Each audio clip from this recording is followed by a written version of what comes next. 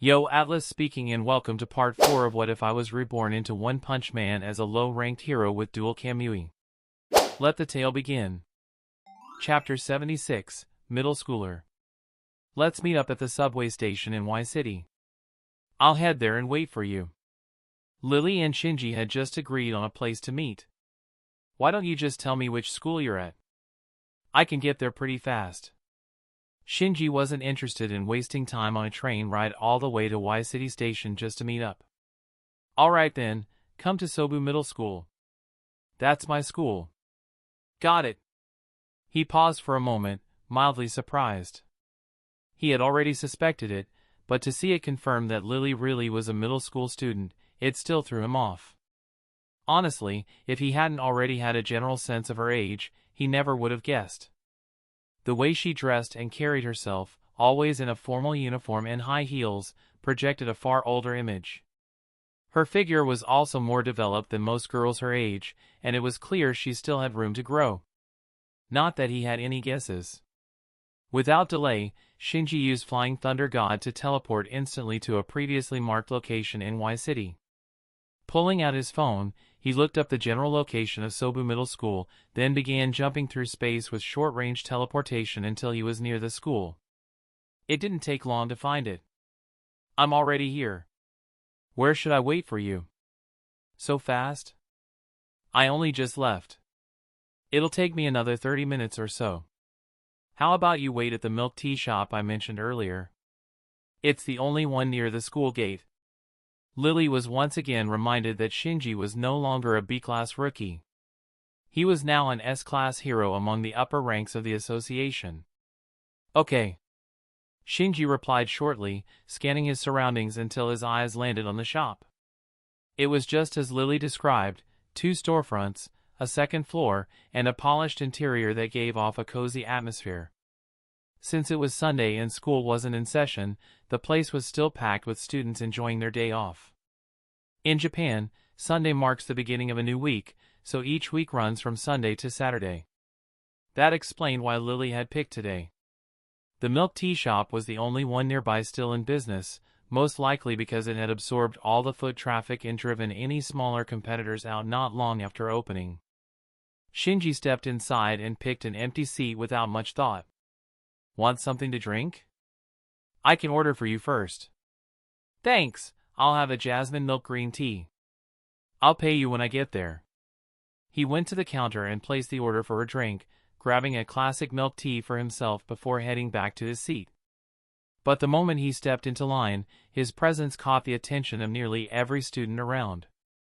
That guy looks really familiar. Where have I seen that face before? Oh, come on. You say that about every good-looking guy. No, seriously. I think I've seen him too. Isn't he an S-class hero or something? Let me look him up. I already checked the hero registry. He's S-class rank 5, Kamui. No wonder he looked familiar. Can't believe we're actually seeing an S-class hero here. And he looks so young. He barely looks older than us. Shinji could hear every word of the chatter swirling around him. Out of politeness, he offered a small smile to the boys and girls who greeted him with a shy hi. That simple, casual gesture was all it took to set off another ripple of excitement. He smiled at me. And he really does look so young. Such shallow girls. They don't even realize those blood-red eyes are the coolest part.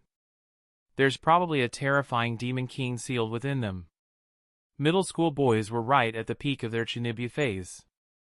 In fact, the whole concept of Chinibyu basically came from the exaggerated behavior of Japanese 8th graders. Shinji could only smile helplessly as he overheard the ridiculous arguments breaking out among the students. Middle school boys should really keep their mouths shut. Aren't you afraid people will laugh their teeth out? Despite the nonsense, Shinji stayed silent and just waited patiently. That said, he really could summon an Outer Path Golem if he wanted to. That alone would be enough to silence all the Demon King talk, because in terms of presence and destructive power, it truly was a monster fit for that title. He remained seated, waiting quietly for Lily to arrive. While he sat there, the staff brought over both milk teas. Just then, two girls approached his table. One of them hung back with a grin while the other, clearly more nervous, stepped forward. Mr. Kamui, could I add you online?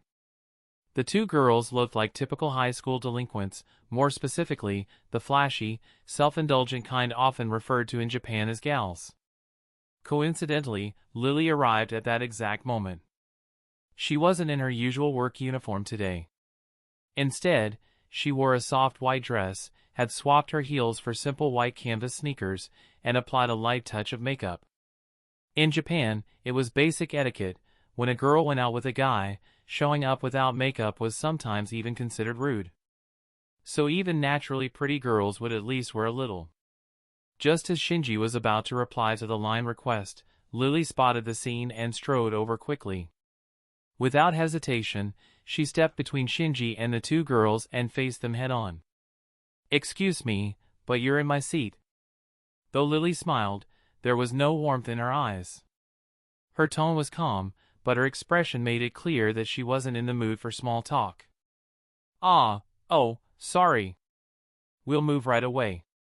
The two girls backed off almost immediately, assuming Kamui already had a girlfriend. They awkwardly returned to their seats, whispering as they went. "Wow, he actually has a girlfriend already? Who is she? Could she be a really strong hero too? To be dating the S-Class rank 5, she must at least be an A-Class hero, right? I haven't seen her on the S-Class list. What a shame. If I'd pulled that off, it would have been so cool. He's literally number 5 on both the S-Class hero list and the weekly popularity rankings. Seriously. Way more impressive than any of your last few boyfriends." They were typical gal girls, flashy, self-confident, and impulsive. Not necessarily bad people, but not particularly subtle either. They just wanted to enjoy themselves and chase excitement. Shinji could hear everything they were saying, but he simply shook his head. None of it surprised him.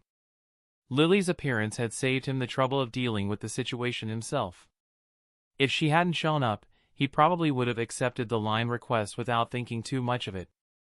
He wasn't the kind of person who judged someone just because they looked like a gal. Lily sat down across from him. She didn't say anything about what had just happened. Her cheeks were slightly flushed, and her nervousness was obvious. A vague tension hung between them. She hadn't meant to react so strongly.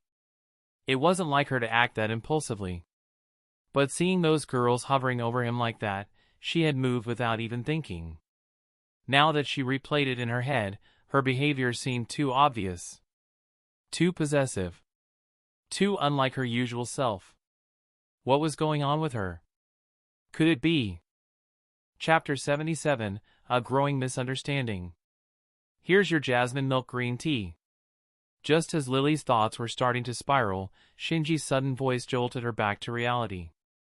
She blinked, startled, and saw him sliding the drink across the table toward her. "Oh, right. Thanks." She nodded quickly and pulled out her phone to transfer the money. Even for something as minor as a milk tea, she had no intention of freeloading off Shinji. As she sipped, her mind drifted back to the scene from earlier. She couldn't stop thinking about the two girls and how she had reacted. It wasn't like her to get flustered over something so small, but it had definitely shaken her. Shinji noticed that she seemed distracted.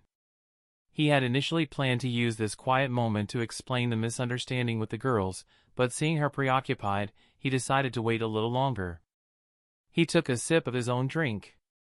This was actually the first time he tried milk tea since arriving in this world, and it turned out to be surprisingly decent. Most milk teas didn't vary much between shops, but this one hit a nostalgic note. "It feels like..." Lily suddenly spoke, lowering her cup slightly. "There are a lot of people staring at us, aren't there?" The constant side glances and hushed murmurs coming from around the shop were starting to make her feel self-conscious. "That's probably my fault. Seems like they've recognized me." Shinji answered calmly, his tone light. "Ah, right. You're S-Class rank 5 now. Of course, you're well known." Lily quickly realized that Shinji wasn't just some talented rookie anymore, he had become a full-blown public figure. Especially after the meteor incident, the Hero Association had gone out of its way to promote him. It wasn't purely out of gratitude, either. The association had its own reasons.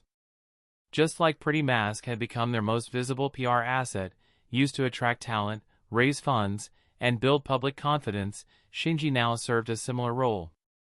The dramatic image of a lone hero standing against a falling meteor, paired with his overwhelming power and striking appearance, had made him a natural symbol for their campaigns.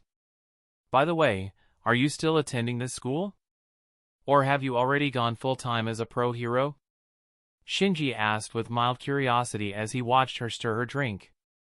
Yeah, I'm still enrolled, but ever since I became a pro, the school has stopped requiring full attendance. As long as I show up for exams, they don't care much. Lily replied without hesitation. These days, her focus had shifted almost entirely to the Blizzard group. Academics had taken a back seat. That was pretty common in this world. Power held more value than anything else. If you were strong, money would follow. But no amount of money could buy strength. As a result, education often fell by the wayside. Take Fubuki and Psychos, for example. Neither of them had ever attended college.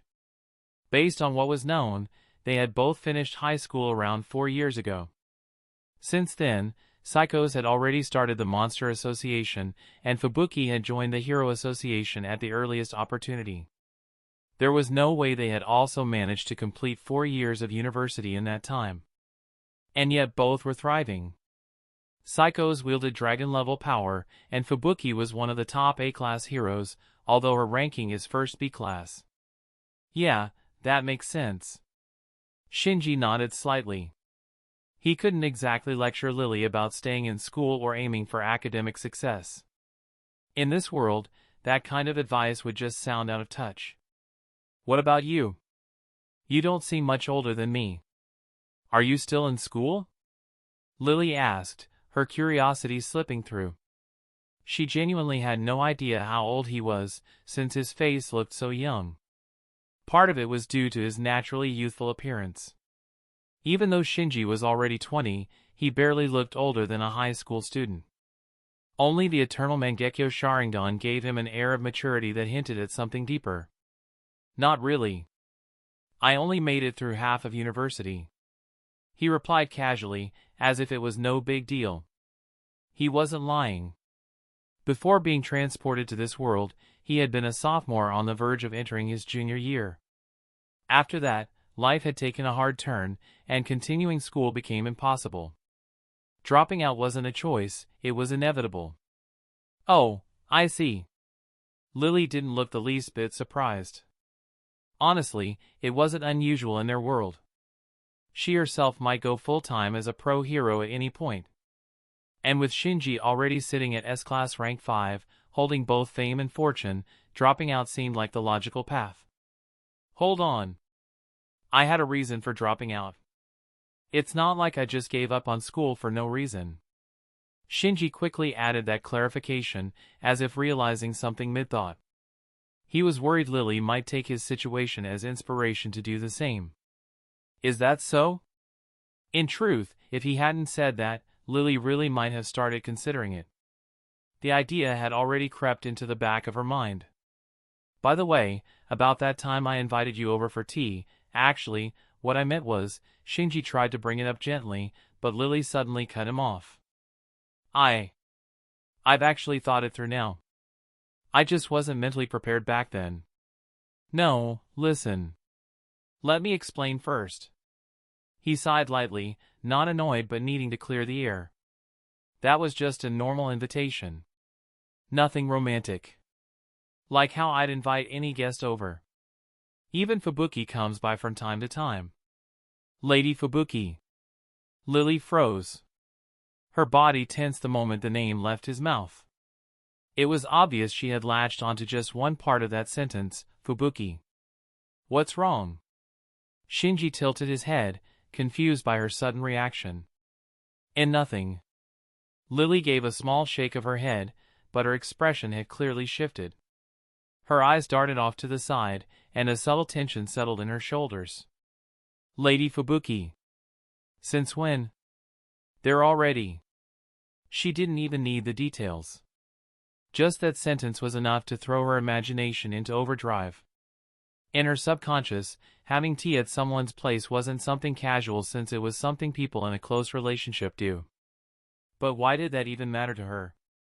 Was it because it was Lady Fubuki? Or was it because it was Shinji? Shinji immediately picked up on the change in her expression.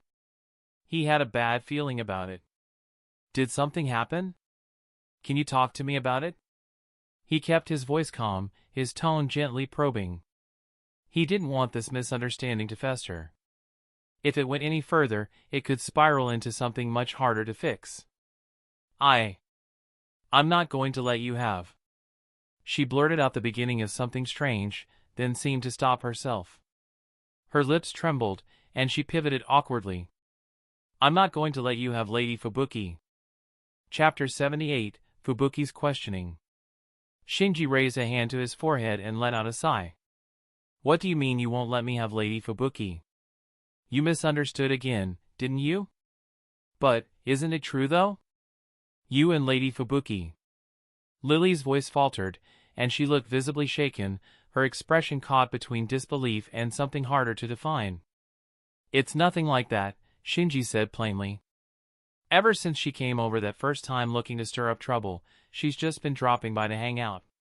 That's all. He didn't leave room for misinterpretation.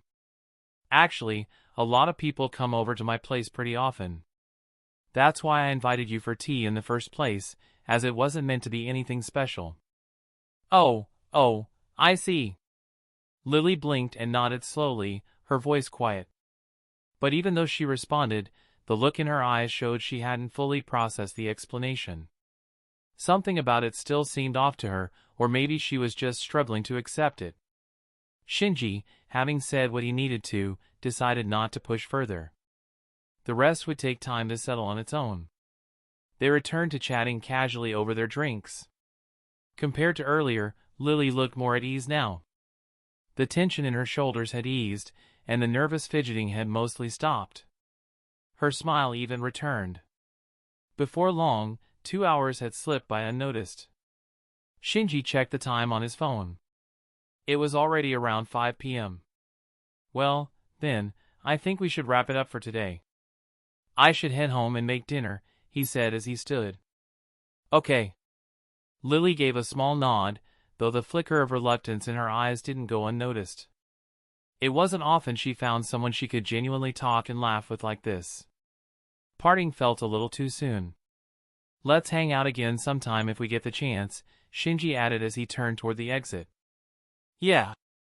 She nodded again, this time with a bright, genuine smile that lingered even after he left. After stepping out of the milk tea shop, Shinji immediately teleported home. Lily exited the shop a little later, planning to say something more to him, but when she looked around, there was no trace of him left. She glanced up and down the street, trying to spot him, but it was pointless. Helpless, she pulled out her phone. How'd you disappear so fast? I already went home. That fast? You were just here a second ago. Lily stared at her screen, baffled by how fast he had vanished. Her brain couldn't quite wrap around his speed. Did you need something? Shinji asked. Nothing major. Just wanted to say I had a lot of fun today. Thanks, Omega. You're welcome. I had fun too. After that short exchange, the conversation naturally fizzled out. When Shinji looked around the house, he noticed something else.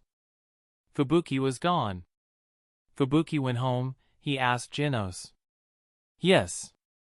She left about half an hour ago, Genos replied with a nod. The next day, Lily went to school like normal. Classes ended early in her middle school, usually by 2 or 3 in the afternoon, so she still had the rest of the day free. As usual, she headed to the Blizzard Group's base. But the moment she stepped through the office doors, she stopped in her tracks. Fubuki was sitting at her desk, waiting. Lady Fubuki? Lily blinked, caught completely off guard. Lily, I have something to ask you. Fubuki's tone was serious, her gaze fixed. What is it? Please go ahead, Lady Fubuki. Lily straightened her posture and tried to stay composed, but something about Fubuki's expression made her tense. It's about Shinji. Fubuki's voice dropped ever so slightly, and her eyes narrowed. Lily's face went pale in an instant. Why would Fubuki suddenly bring up Shinji? Could it be because of her outing with him yesterday? You went out with him yesterday. It looked like the two of you got along quite well, Fubuki said calmly, her voice composed but unreadable. Lily's heart skipped a beat. Fubuki's expression and tone made it feel like she was being interrogated. Was this really about Shinji? Yes, we did, she admitted with a slight nod. Even if Fubuki truly had feelings for Shinji, it wouldn't surprise her. He was exceptional in every way, fifth-ranked among the S-class heroes, powerful, and undeniably handsome. Someone like that was bound to attract attention. Still, even knowing that her answer might upset Fubuki, she didn't lie. For some reason, she confessed anyway. I see, then, can you tell me how you got so close to him? Fubuki asked, genuinely curious, her gaze steady. Lily stared in disbelief. She had been bracing herself for a reprimand or accusation, not this kind of question. I don't really know how to explain it, she answered hesitantly. It just kind of happened naturally, I guess. Our relationship's gotten better over time. She wasn't trying to be vague. She really didn't know how else to put it. Can you be a little more specific? Like, what did you do at the beginning? Fubuki pressed further, her tone still calm but intent. Just thinking about the start made Lily's face flush red.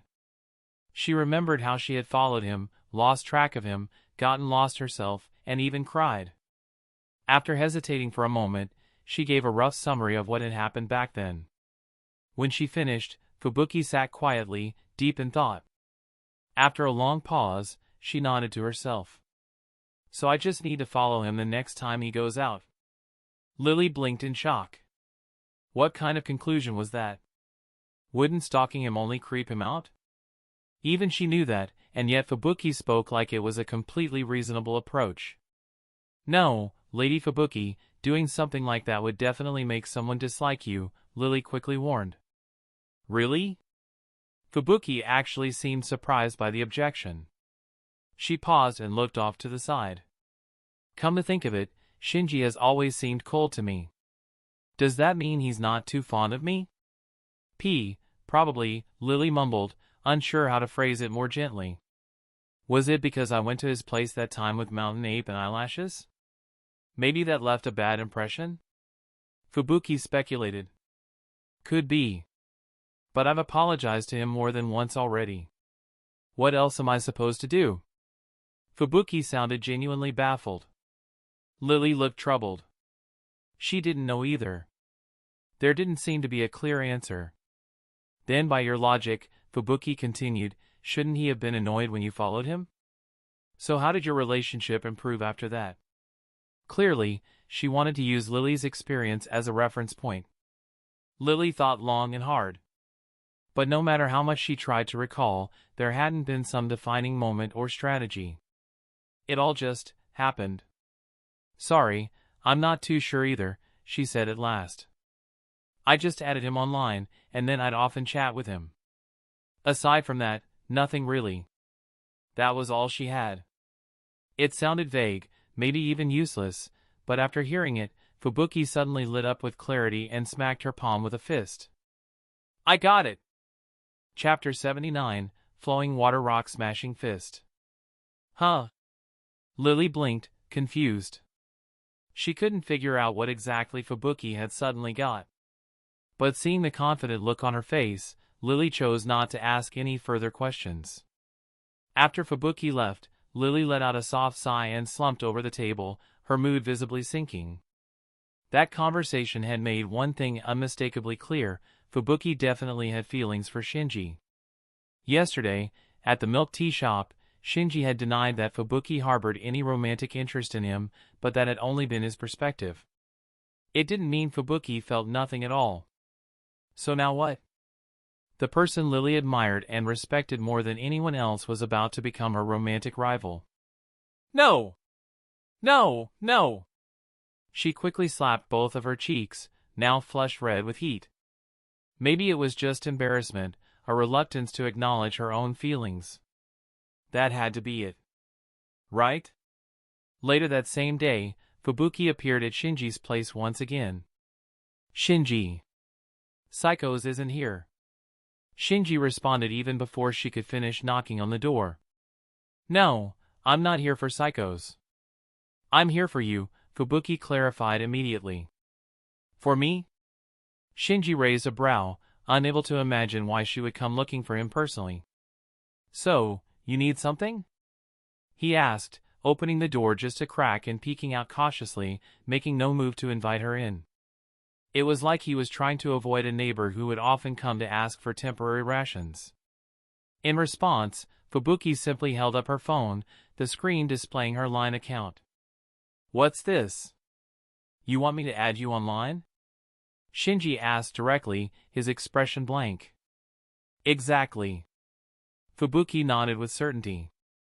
Although he had no clue what she was planning this time, Shinji didn't see any reason to refuse.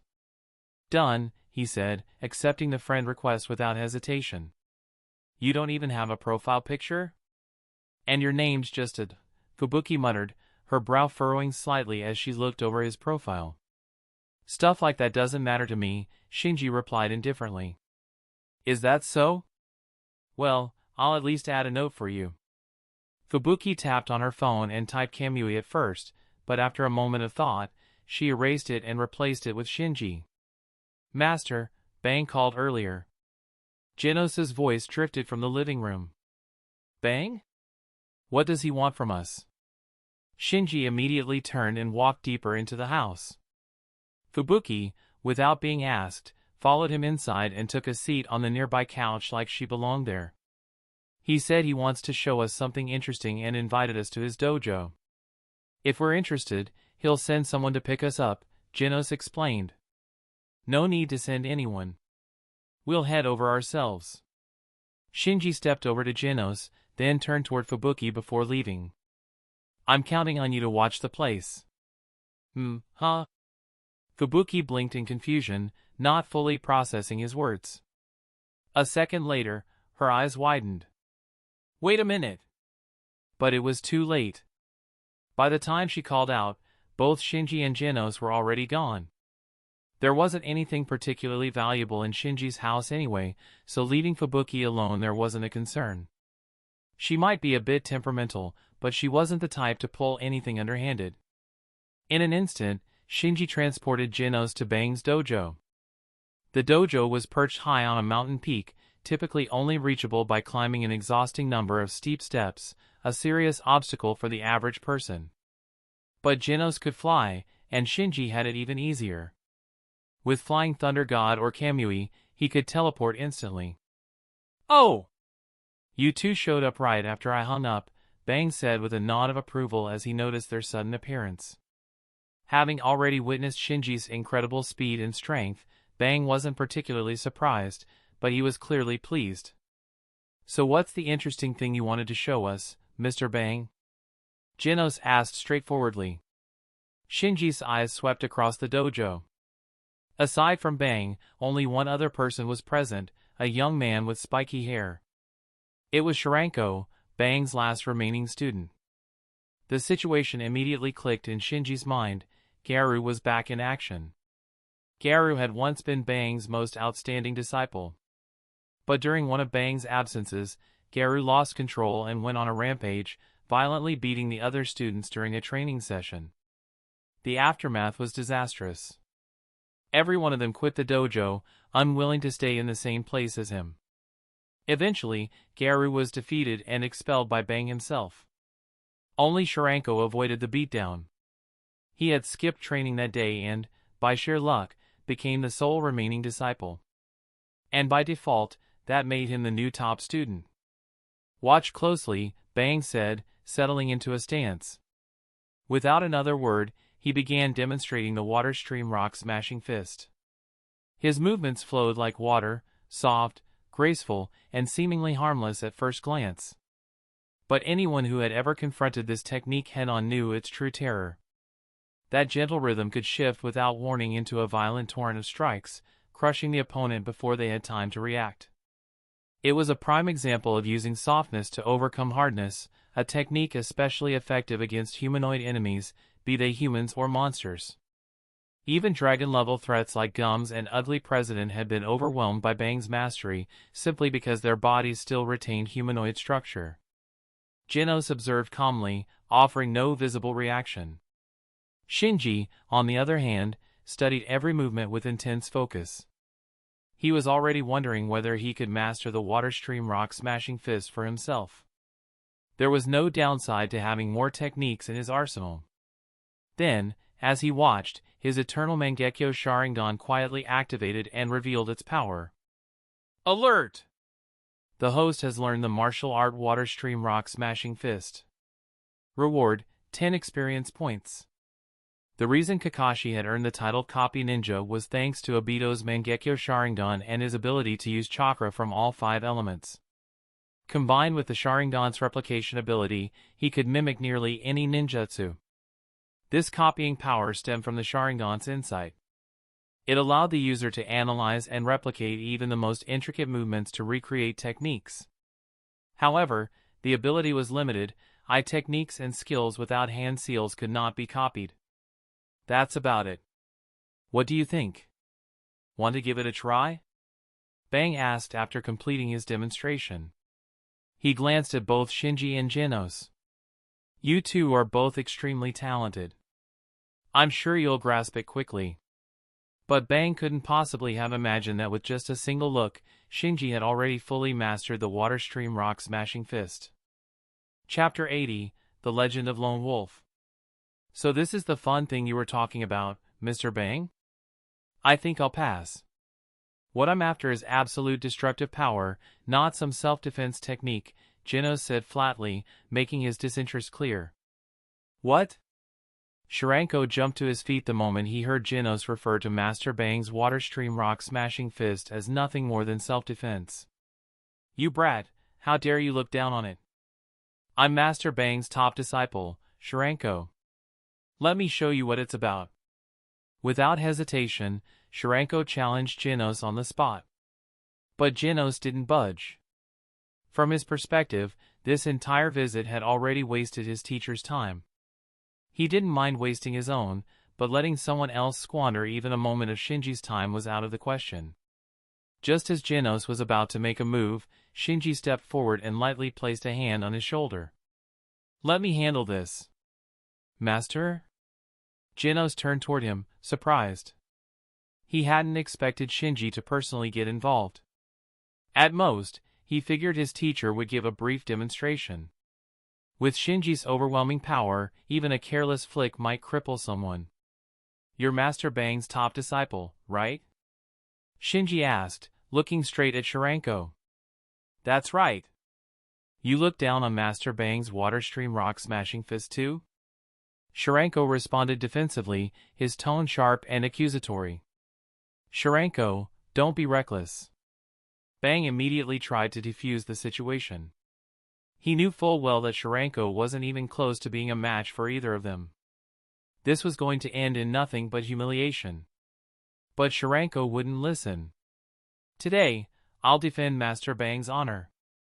Then come, Shinji said calmly, assuming the exact same stance Bang had used earlier to demonstrate the water stream rock smashing fist. Bang's eyes widened the instant Shinji moved. He could immediately recognize the posture and technique. The form was perfect. This wasn't a crude imitation, it was the real thing, executed with flawless precision. Shiranko, meanwhile, hadn't even truly learned the technique. Despite years of training at the dojo, even Garu hadn't mastered its essence until after he'd been expelled. Garu's frightening potential came from his ability to evolve through real combat. Losing to Bang once had taught him more than years of ordinary practice. Sharingan, in contrast, only knew the surface-level basics he had picked up during his time at the dojo. And so, unsurprisingly, he was blown away in an instant. Shinji struck with a single move. Sharingan's body flipped several times through the air before finally crashing to a stop. Thankfully, people in the One Punch Man world, especially heroes, were built to survive these kinds of hits.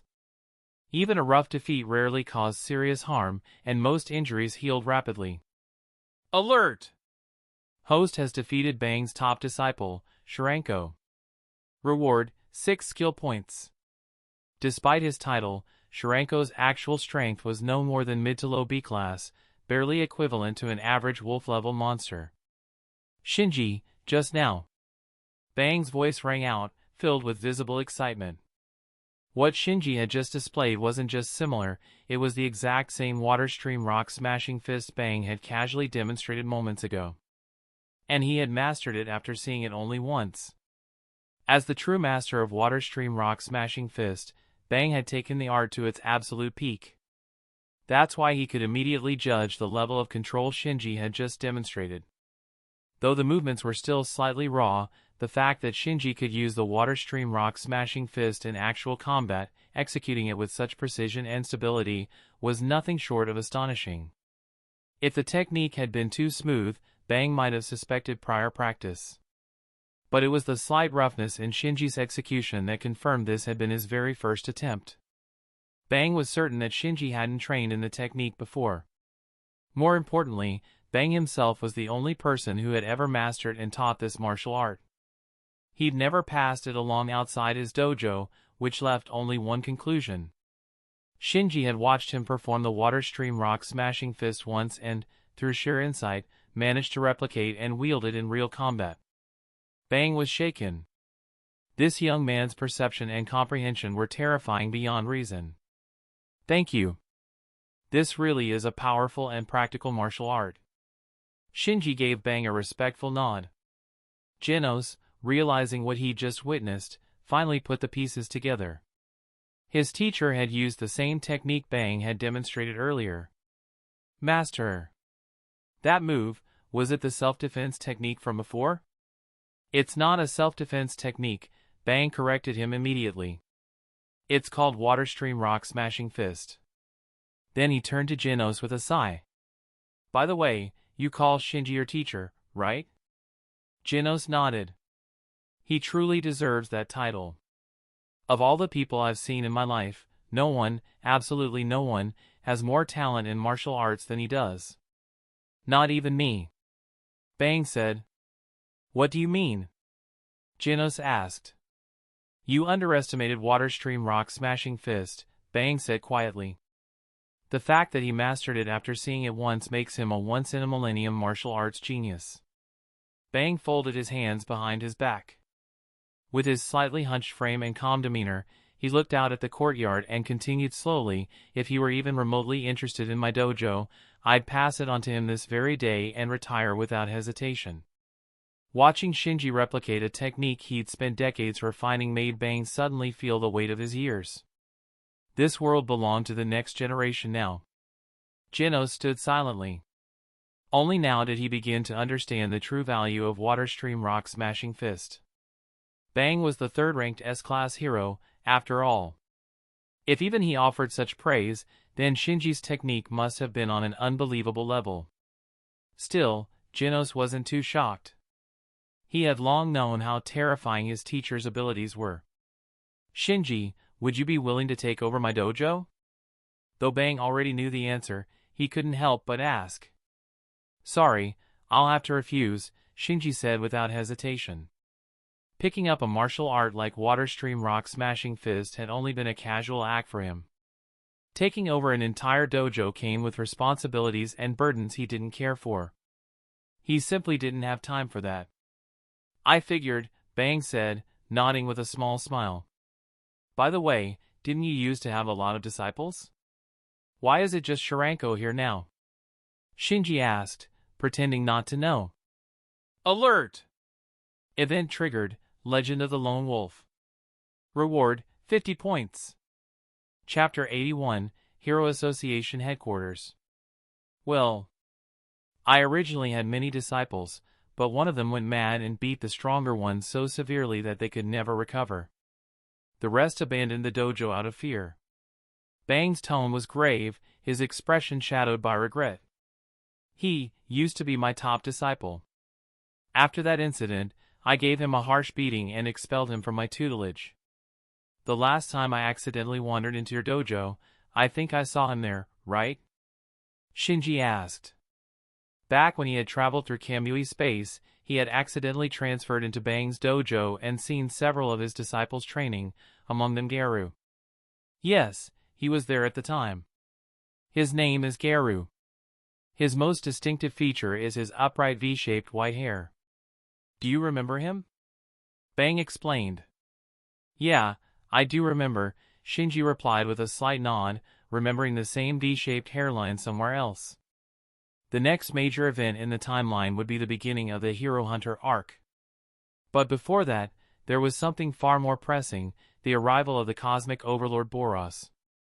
In Shinji's recollection of the original events, Boros and his dark matter thieves would descend upon Earth shortly after the invasion of the Sea Folks. With a disaster rating of above Dragon, Boros was without question one of the most powerful adversaries apart from the entity known as God. Aside from Boros, there would later be the demon Garu, the only other being to reach above Dragon level. According to the one version, Murata's cosmic Garu portrayal remains too controversial to count definitively.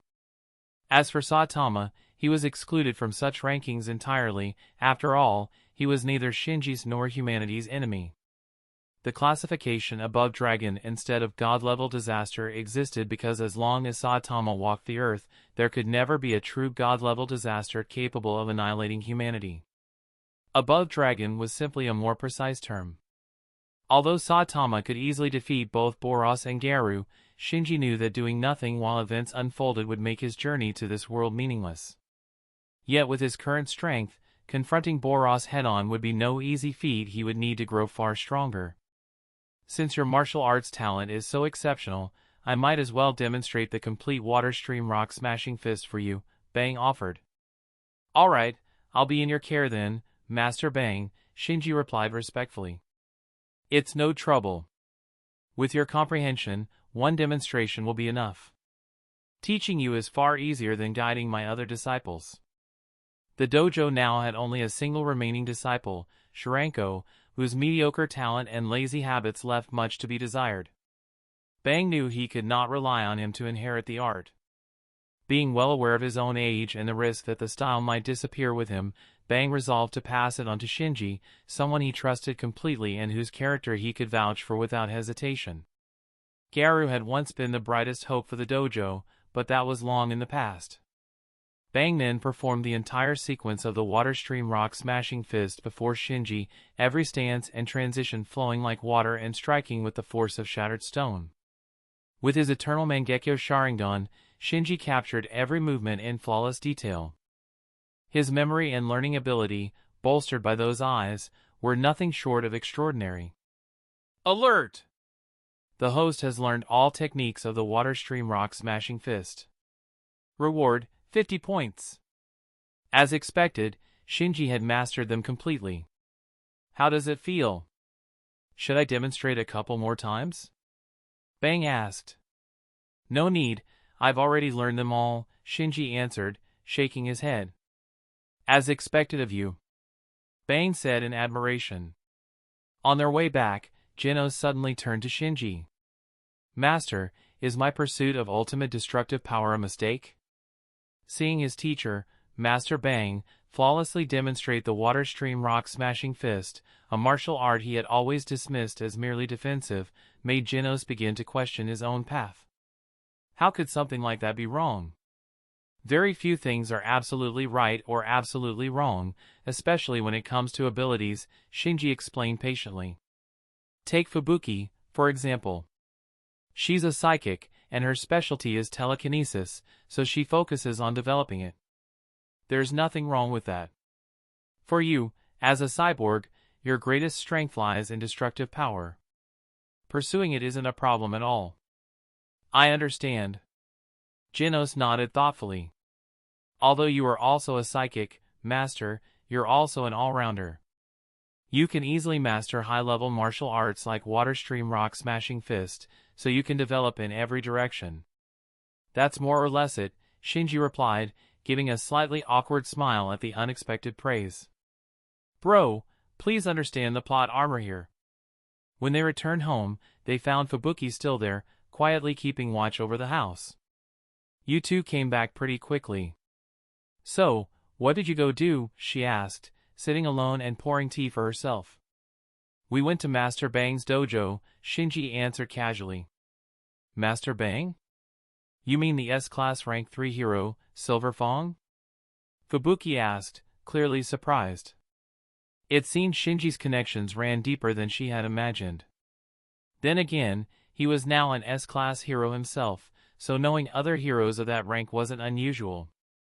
Yes. Just some casual thing. Shinji confirmed, offering no further details. Right now, his mind was occupied entirely with the goal of increasing his strength. Before Boros arrived, he needed to be at a level where he could stand against him. Boros' ultimate attack, the collapsing star roaring cannon, was said to be capable of obliterating the Earth, or at least its entire surface, according to some accounts. That kind of destructive force would be incredibly difficult to counter. After thinking it over, Shinji decided on his next move. He would head to the Hero Association headquarters. When Boros came, his spaceship would first annihilate City A, resulting in devastating casualties. Knowing this, Shinji could not stand by and allow the city's population to perish. Genos, want to come with me to Hero Association headquarters in City A?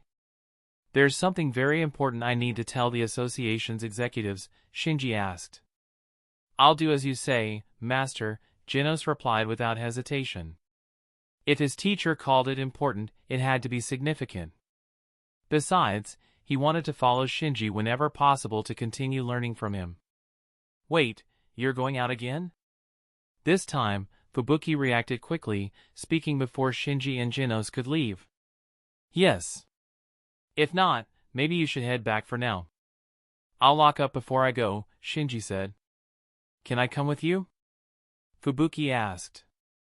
I don't think that's necessary, Shinji replied firmly. This wasn't a casual visit to the association. Bringing more people along would make it feel like a sightseeing trip, and this was a matter that concerned the lives of every citizen in City A, something far too serious to be treated lightly. Chapter 82, God-Level Disaster. Alright then. Realizing there was no point in pressing the matter, Fubuki didn't try to follow Shinji or pry any further. Not long after, Shinji and Genos arrived in City A. Since they had never visited Hero Association headquarters before, they spent some time wandering through the busy streets before finally finding it. Before them rose a towering skyscraper, its size and design vastly outclassing the surrounding buildings. This was the central hub of the Hero Association in City A. Alert! Host has arrived at the Hero Association headquarters in City A for the first time. Reward, 10 points. S-Class hero Kamui and Genos? What brings you both here today? The receptionist immediately recognized them. After all, failing to identify S-Class heroes would be unthinkable for someone in this position. Of course, with the exception of the elusive Blast, it was normal for the public not to recognize every single one. I have something very important to discuss with the association's executives, Shinji said. Understood. I'll contact them right away. The receptionist picked up the phone and called the upper floors. Mr. Busho is available and is already on his way down. Please wait here for a moment, the staff member informed them. Very well. Shinji gave a small nod and waited in silence.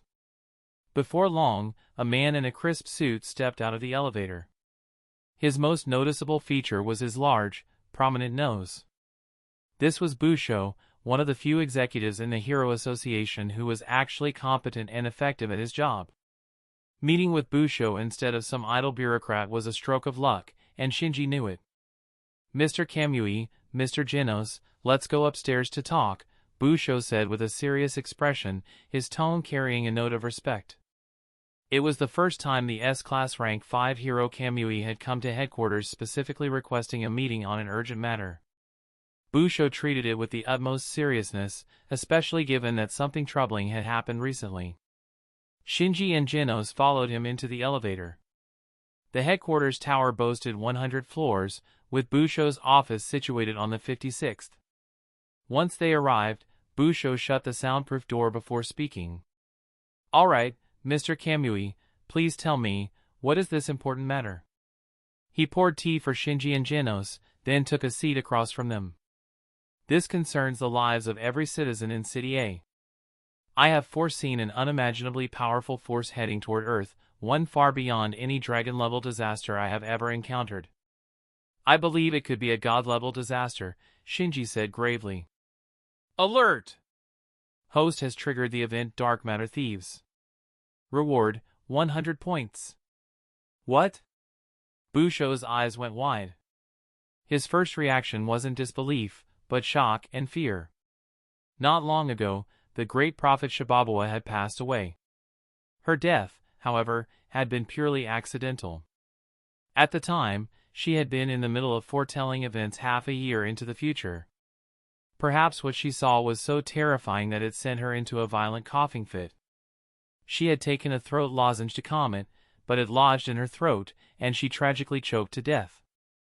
The crucial point was that during those final moments, while still gasping for air, Shibabawa had managed to scribble a note containing just a few large, urgent words. "The Earth is doomed." To outsiders, the phrase might have seemed vague or melodramatic, but Busho knew all too well the gravity those words carried. Shibabawa had always predicted earthquakes and monster appearances with complete accuracy. While she had not foreseen every calamity, the ones she did announce had never failed to occur. This meant that her final prophecy, "The Earth is doomed," was certain to come true. What Kamui had just revealed about the possible arrival of a god-level disaster aligned perfectly with her last words. If such a threat truly existed, then the Earth's fate was already sealed. Genos stared at Shinji in shock. To him, even dragon-level disasters were overwhelming. The earlier meteor strike and the giant centipede were both such threats, and in each case, he had been powerless to change the outcome. If, as his teacher claimed, something even greater was approaching, then who in the world could protect humanity? The Hero Association defined a god-level disaster as one capable of eradicating humanity entirely. No wonder his teacher had come to headquarters in person this time. It was indeed a matter far beyond the ordinary. "Mr. Kamui, how do you know a god-level disaster is coming? Can you give me any more details?" Busho asked with urgency. "These eyes of mine are part of my psychic powers. One of their abilities allows me to foresee a certain extent of the future," Shinji explained. It was a convenient way to hide his god's eye view and sounded plausible enough, especially since Shibabawa herself had possessed a similar gift. Abilities like this were not unheard of in their world. "So your ability is similar to the great prophet Shibabawa's?"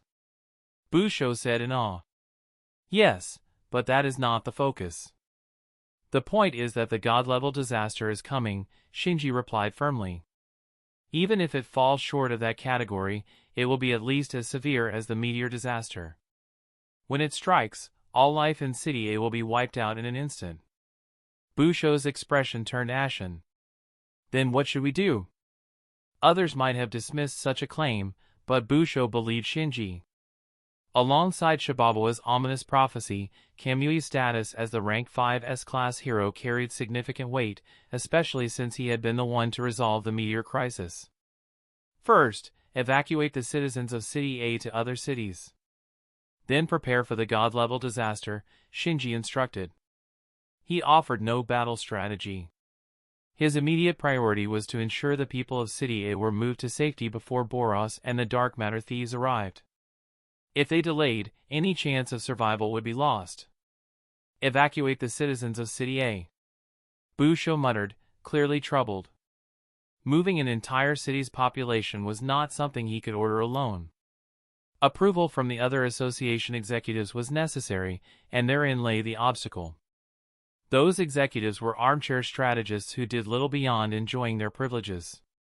To be frank, they were inept. Worse still, their judgment was questionable, and it was uncertain whether they would even believe in the threat of a god-level disaster, much less authorize such a massive evacuation. Shinji had already anticipated this. If they would not act on the warning alone, then he would create a smaller-scale catastrophe himself as a prelude to Boros' arrival. Alert! The host has exchanged four-tailed beast summoning scroll, one-tail Shikaku. 100 points deducted. Remaining points, 270. Chapter 83, One-Tail Shikaku. Mr. Kamui. I believe you, but the other executives in the association's upper ranks might not. That's why relocating the citizens of City A will be extremely difficult. Busho spoke with a troubled expression, the frustration in his voice hinting at how often he had been forced to deal with those useless colleagues. He knew their type far too well. It's fine, Shinji replied evenly. A disaster will happen very soon. Actually, it's probably not just one. Busho froze for a moment. What do you mean? Are you saying that aside from the god-level disaster you foresaw, another one will strike first? Yes. That's exactly what I mean. Probably around dragon level. Shinji's tone remained steady as he nodded. Dragon level? And more than one? Busho's voice rose in alarm. Should I summon all the S-class heroes immediately to respond to the threat? His original plan had been to call them together sometime soon to brief them on Madame Shibabawa's prophecy, but if danger was already on the horizon, then that plan needed to happen now. No need. Aren't Genos and I enough? Shinji asked plainly. It was not arrogance speaking. The disaster he referred to was the summoning of a tailed beast in City A. Even without its incredible regenerative power, the destructive force of a single-tailed beast bomb would easily meet the criteria for a dragon-level disaster. And since he would be the one summoning it, he had every intention of defeating it himself, seizing its power, and allowing the demonic statue of the Outer Path to absorb it in preparation for becoming the Ten-Tails Jinchuriki. Alright then, I'll leave it to you and Mr. Genos. Busho said, bowing respectfully to them both. I'll give it my all, Genos answered with resolve. Even if he had no guarantee of victory against such a foe, retreat was never an option for him. No problem, Shinji replied. His gaze sharpened slightly. Now, it's about time. With a single thought, he activated the tailed beast summoning scroll he had exchanged for in the points shop. In the blink of an eye, the one-tail Shikaku materialized. Shinji could not pinpoint the exact location where it would appear in this world, but he could at least ensure it emerged somewhere within the bounds of City A. Alert! One-tail Shikaku has appeared in the suburbs of City A. Challenger, please proceed to engage as soon as possible. It's here, Shinji murmured. Busho's expression changed instantly. He pulled out his phone and contacted the association's control officer at headquarters. The control officer's job was to receive citizen reports, confirm monster sightings, and assign a disaster level based on historical data. Hello? Mr. Busho, the voice answered. Has any disaster been reported in City A? Busho's urgency almost made the man on the other end stammer. No. Nothing yet. The control officer began, clearly startled. But only moments later, his tone shifted to alarm. This is bad, Mr. Busho. In the southern suburbs of City A, we've detected an extremely strong energy fluctuation. The suspected disaster level is at least Demon class, possibly even Dragon class. I understand. I'll notify the S-class heroes right away. After confirming the situation, Busho hung up. But before he could speak to Shinji and Genos, he realized they had already vanished from sight. Master, that should be the monster that appeared this time, right? Yes. That's the big one. Shinji and Genos stood atop a hill, gazing toward the scene below. In the distance loomed a massive beast. Its entire body was a dull gray, etched with curse-like markings, its form reminiscent of a giant tanuki, and behind it swayed a single enormous tail. It was the one-tail Shikaku. Fortunately, the surrounding suburbs had very few residents. Only scattered houses hid in the folds of the mountains, so Shikaku's sudden arrival had not yet triggered mass panic. The One Tail itself seemed disoriented. Abruptly summoned from its Jinchuriki seal, it was still processing the shock of sudden freedom. Shinji, however, wasted no time. In the blink of an eye, he appeared directly before the beast. "Come on.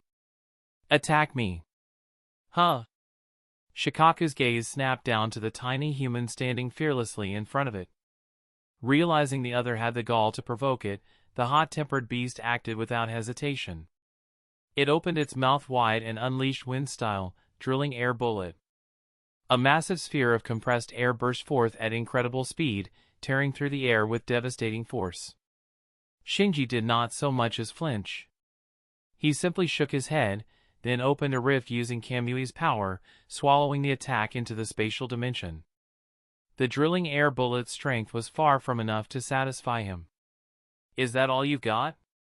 His calm voice held a deliberate trace of mockery, and the taunt hit its mark. "What?" Shikaku roared in fury. This time, it gathered an immense amount of chakra, forming a pitch-black-tailed beast bomb in its maw. "Master, be careful." Genos called sharply, instantly recognizing the overwhelming energy concentrated within the sphere. But Shinji's gaze was steady. This was exactly the move he had been waiting for. Once the bomb was fully condensed, Shikaku launched it with earth-shaking force. Its speed and power dwarfed the earlier wind attack, ripping open the ground into a deep gash as it tore toward its target. Just before impact, the bomb halted in midair. Shinji held a flying thunder god kunai in his left hand while pressing his right palm against his left forearm. 8 chain-like sealing marks spiraled outward, clamping down on the tailed beast bomb and pulling it toward him. Flying thunder god, guiding thunder. When the sphere was completely absorbed, Shinji gripped the kunai with both hands and vanished. A heartbeat later, the bomb reappeared in a remote, uninhabited mountain range. Boom! The explosion unleashed a colossal shockwave, flattening an expanse of forest in an instant. At Hero Association headquarters, the control officers stared in disbelief, utterly shaken by the destructive force displayed. Chapter 84, Armored Susanoo. "Mr. Busho!" There's an even more terrifying energy surge coming from that direction. Its power has definitely reached dragon-level disaster. We need to get the citizens evacuated now. Alright, quickly issue the disaster warning. Busho remained in constant contact with the control staff, his voice steady but urgent. Now that the arrival of a dragon-level disaster was confirmed, his conviction grew stronger that Mr. Kamui possessed a foresight ability akin to Madame Shibabawa's. His expression darkened further as the implication sank in. He now felt almost certain that the god-level disaster Kamui had warned about had a frighteningly high chance of coming true. Even if there was only one possibility in 10,000, it was enough to demand the highest state of readiness.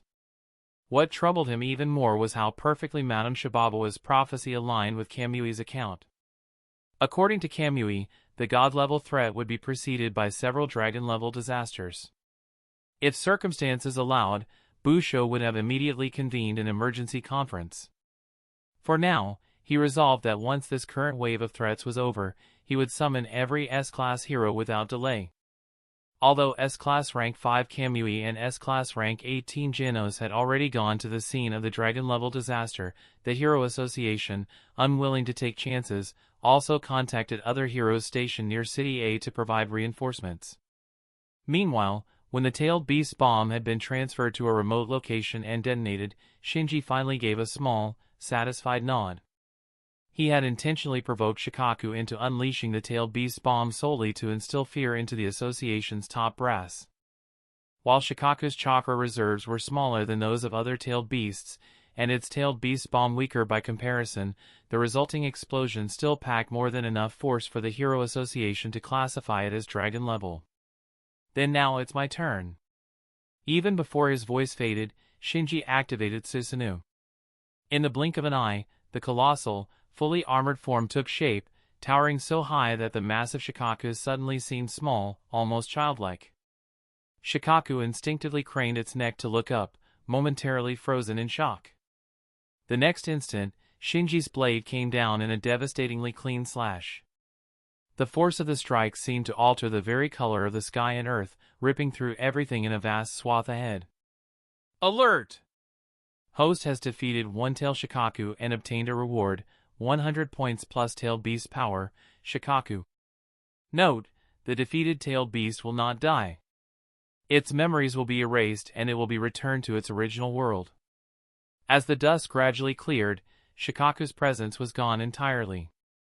Just as the system indicated, it had been sent back to the Naruto world. Shinji not only secured the tailed beast power he had been after but also earned 100 points. Since he had previously spent 100 points to exchange for the tailed beast summoning scroll, this effectively meant that the power had come at no cost at all.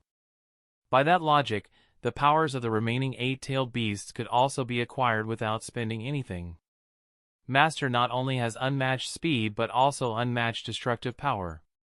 I'll probably never catch up to him in my lifetime. Having witnessed the entire clash, Genos could not hold back his admiration.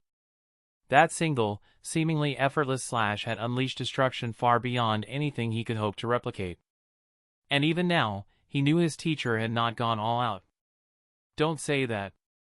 You've already been improving at an incredible pace. Shinji replied without hesitation. Yeah, I won't get discouraged. I've just been shocked once again by how strong you are, Master. Genos nodded, determination returning to his eyes. Alert! Host has exchanged Tailed Beast Summoning Scroll, Two Tails Matatabi, and consumed 100 points. Remaining points, 270. Shinji barely took a moment to catch his breath before preparing to summon the second tailed beast. If he could defeat all of them in succession, he could gain every one of their powers without spending a single point. Before Boros arrived, his goal was to gather all the tailed beast powers and evolve the demonic statue of the outer path into the 10 tails. Master, are we going back yet? Genos asked. Wait. Another dragon-level disaster is about to appear, Shinji answered with a calm, unreadable expression. So soon? Genos was taken aback. They had just dealt with one dragon-level threat, and now another was about to emerge. In all his experience, nothing like this had ever happened before. Could it truly be as Madame Shibabawa's note had warned, that Earth's destruction was inevitable? In his mind, everything now depended on his teacher. If even Shinji could not stop a god-level disaster, then the planet's fate might already be sealed. Just as Shinji was about to use the scroll to summon Matatabi, several nearby heroes arrived on the scene. Where's the dragon-level monster? Wasn't there a report about one here? Look! That's S-class hero Kamui and Genos. Maybe they've already taken it down. Seems likely. Judging by the battle traces, this was more than a fight, it was absolute devastation. The destruction Shinji's Susanoo had unleashed was overwhelming. The slash had flattened nearly everything ahead, ancient trees, rolling hills, even mountains soaring over 1,000 meters had been reduced to rubble. The newly arrived heroes stared in disbelief, unable to imagine what sort of battle could have caused such catastrophic ruin. Genos, I'm going to bring Vaccine Man over, Shinji said suddenly. If you have other matters to deal with, you can return for now. Besides, you'll get to witness an even grander spectacle soon.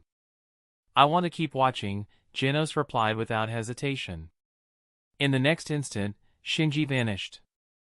A heartbeat later, he returned, dragging along Vaccine Man, who still held a game controller in his hands, looking as if he had been pulled straight from a gaming session. What's going on? I was in the middle of a match with Saitama. Vaccine Man protested, confusion etched across his face. There's serious business to deal with, and you're still playing games? Shinji replied sharply, taking the controller and placing it in his Kamui space for safekeeping. TCH. Vaccine Man clicked his tongue, glancing around. As his gaze swept over the battlefield's scarred terrain, he asked, Where's the enemy? They're about to show up. Shinji immediately activated the tailed beast summoning scroll. Alert! Matatabi has descended upon the outskirts of City A. Please head there quickly to challenge it. It had appeared in nearly the same area as the previous battle. Through the clarity of his eternal Mangekyo Sharingan, Shinji spotted Matatabi in the distance. Transform, Shinji ordered. What? Vaccine Man blinked. Can't you enlarge your body? Shinji clarified. Oh, that. I don't usually use that move. Vaccine Man answered, lowering his voice for effect. Just transform already. Enough with the pointless talk. Shinji's sharp glare silenced further protest. Shrinking his neck in, Vaccine Man obeyed. His body expanded at a startling pace until he towered several dozen meters high, his form far more imposing and monstrous. At the same time, Shinji summoned Susanoo once more. His intention was unmistakable. Yeah, he was preparing to fuse with Vaccine Man into the mighty form of armored Susanoo. Chapter 85, Facing Three-Tailed Beasts. Shinji had long envisioned merging Susanoo with Vaccine Man to create the formidable armored Susanoo, yet until now, he had never encountered the perfect moment to attempt it.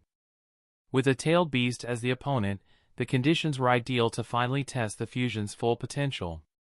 The Susanoo he summoned fused seamlessly with the rampaging Vaccine Man.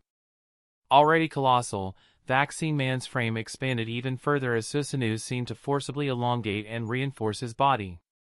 The transformation altered Susanoo's appearance as well, with the giant's form now clad entirely in thick, blue-green scaled armor, as though Susanoo itself had been forged into an enormous suit of battle gear around Vaccine Man. Shinji stood securely within the crystal prism embedded in the giant's forehead, commanding the fusion from its core.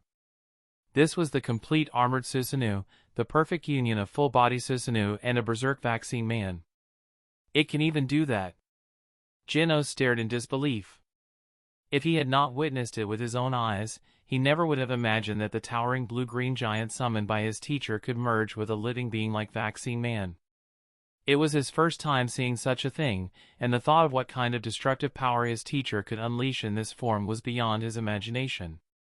The fusion of an S-class hero and a dragon-level monster might already stand on the threshold of god-level power.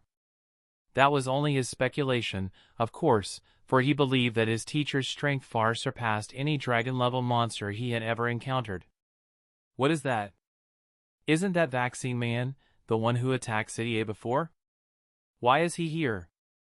And he's even merged with Kamui?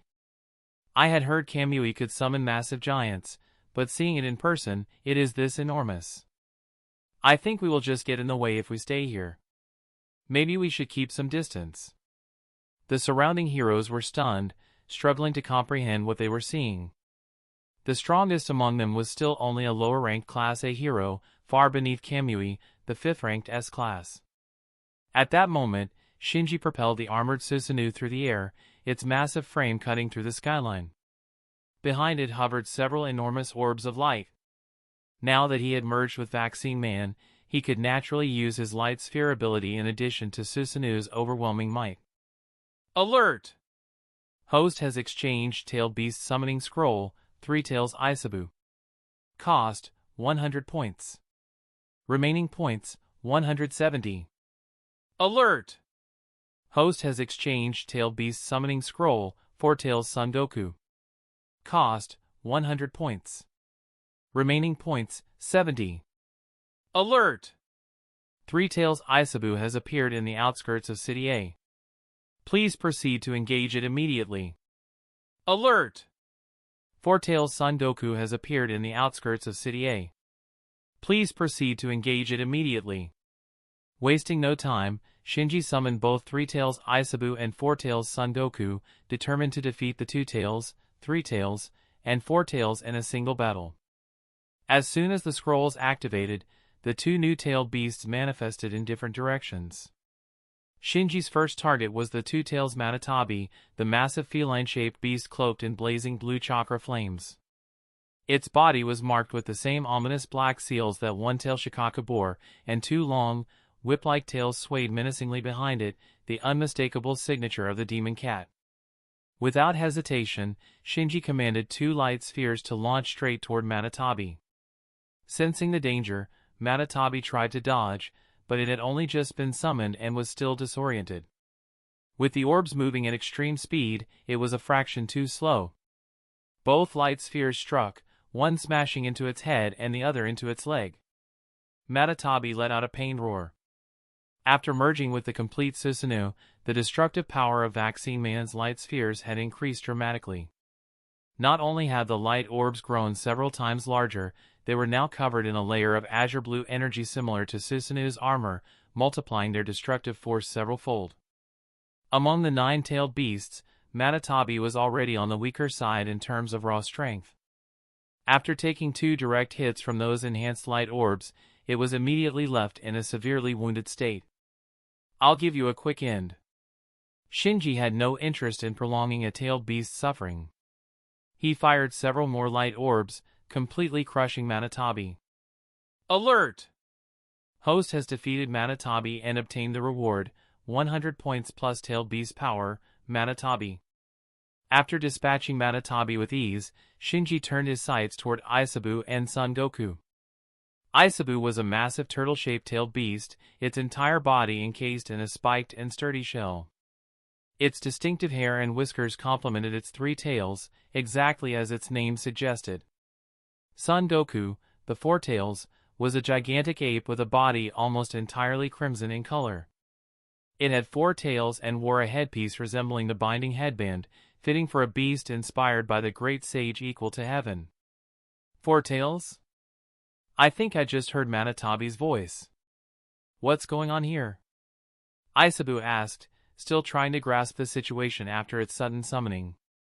Spotting Son Goku not far away, it grew tense as soon as it heard Matatabi's agonized cries.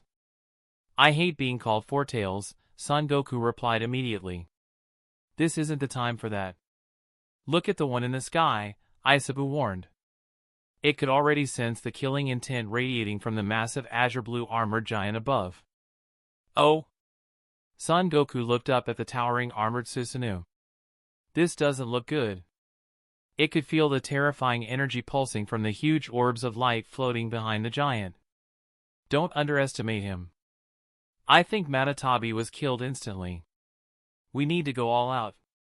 Let's use that move, Isabu said gravely. Son Goku gave a slow nod. The two began forming tailed beast bombs, compressing them steadily in their mouths. Once they reached the right size, they fired them at the armored Susanoo from both the front and the side. Shinji could have intercepted them with his light orbs, but he chose not to.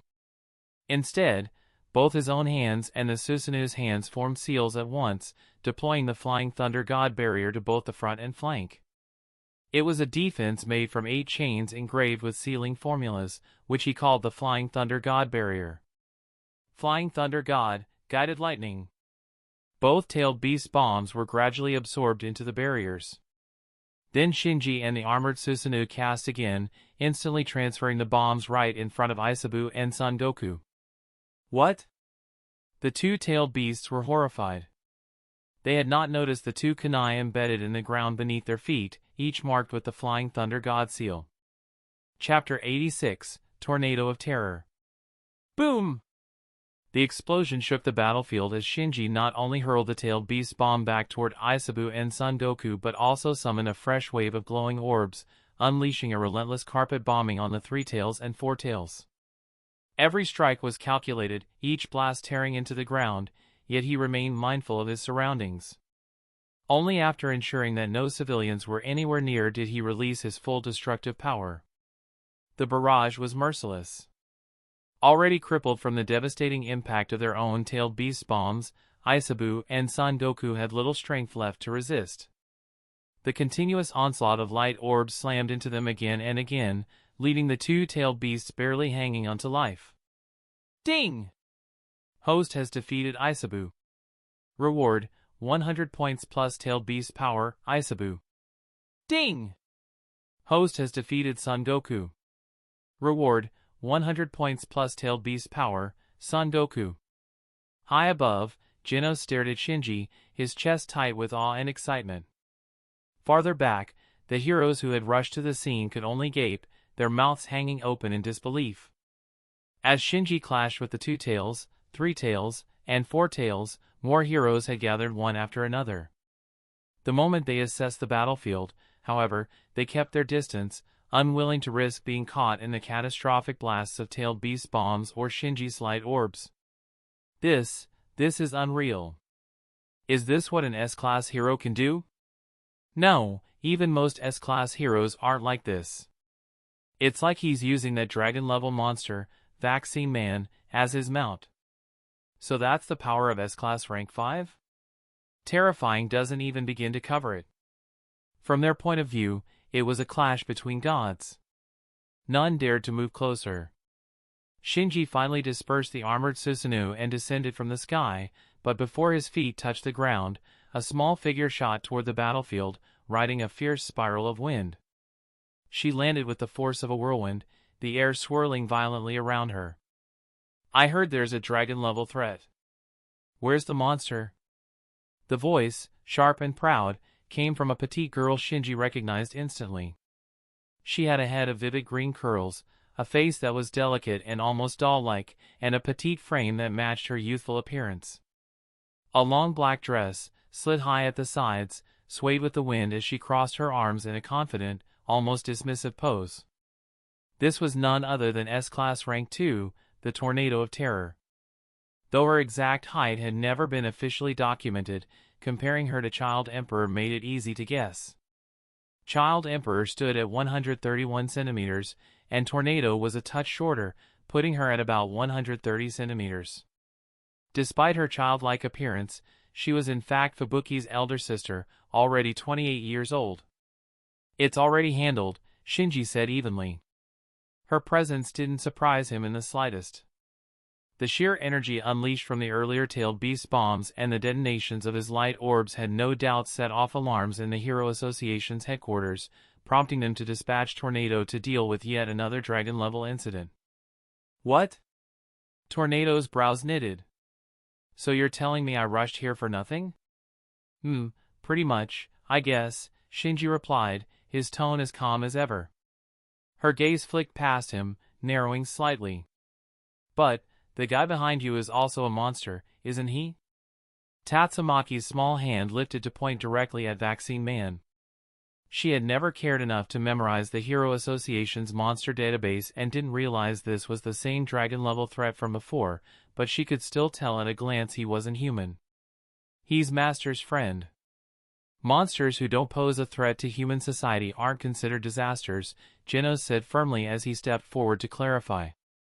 It was the same case as with Mosquito Girl and Armored Gorilla, who later joined Dr. Genus, opened a small takoyaki shop in a quiet residential district, and were never pursued by the Hero Association again. As long as a monster did not actively harm humans, the association generally left kind or harmless ones alone. Is that so? Then I'll trust you for now, Tatsumaki said with a faint nod, dropping the matter without further questioning. So, didn't the association tell me there might be more than one dragon-level threat today? Is this really all over? Her sharp eyes scanned the surroundings, yet all she saw was the wreckage and devastation left behind, with not a single monster in sight. It's probably over. We were about to head back, Shinji replied without a hint of emotion. In truth, he had considered summoning more tailed beasts, but the moment Tatsumaki appeared, he abandoned the thought. With her personality, she would insist on defeating them herself, and if she landed the finishing blow, there was no guarantee he would receive any of the rewards. To avoid that risk, he decided it was wiser to head home and rest. Honestly, I thought some incredibly strong monster would appear. I only came because of that, but it turns out this was nothing more than a waste of my time. Humph! Tatsumaki complained openly. She shot Shinji a dismissive look. You're that newly promoted S-Class hero, right? I can't even remember your name. You're probably just a small fry. Any monster you can beat so easily can't be much of a challenge, so where's the fun in that? Her griping and casual belittling didn't draw the slightest reaction from Shinji. He already knew Tatsumaki's temperament was no better than Fubuki's. Heck, the two sisters seemed locked in a constant rivalry over who could be more impossible to deal with. Having long since grown accustomed to Fubuki's mannerisms, Shinji found himself largely immune to Tatsumaki's attitude as well. Genos, however, was far less tolerant. He stepped forward, his tone sharp. Master has defeated several dragon-level monsters, yet you speak with such disrespect? They're all small fry, Tatsumaki replied arrogantly. What difference does it make if it's several or just one? Today's my day off, and I'm busy. Next time, don't call me unless it's a monster that actually demands my attention. Of course, if it's absolutely necessary, I'll step in, reluctantly. You! Genos bristled, just about to lose his patience when Shinji placed a calm hand on his shoulder. Forget it. Why waste time arguing with a little kid? Shinji said casually, his tone light as if nothing she said mattered. True. Genos exhaled, his frustration subsiding as he reflected on himself. It's my lack of discipline. I still can't keep my composure the way you can, Master. What? That single remark, little kid, was enough to make Tatsumaki's eyes flare with outrage, her temper instantly igniting. Chapter 87, Wanted Criminals. I'm way older than you. I'm your senior. Tatsumaki snapped, her expression turning sour as she folded her arms tightly across her chest. Let's go back, Shinji said calmly to Genos and Vaccine Man. Yes. Genos nodded, silently reminding himself that he still had much to learn from his teacher, especially when it came to maintaining composure under provocation. Without another word, Shinji turned and walked away, the other two following at his side. Are you ignoring me? Stop right there. Tatsumaki's voice rose, brimming with irritation at being dismissed so casually. She was not used to being brushed off, least of all by someone who had just bested dragon-level threats. Yet Shinji, Genos, and Vaccine Man didn't so much as glance back. Shinji's mind was elsewhere. His focus was fixed solely on becoming the Jinchuriki of the Ten Tails as soon as possible. He had neither the time nor the interest to indulge Tatsumaki's temper.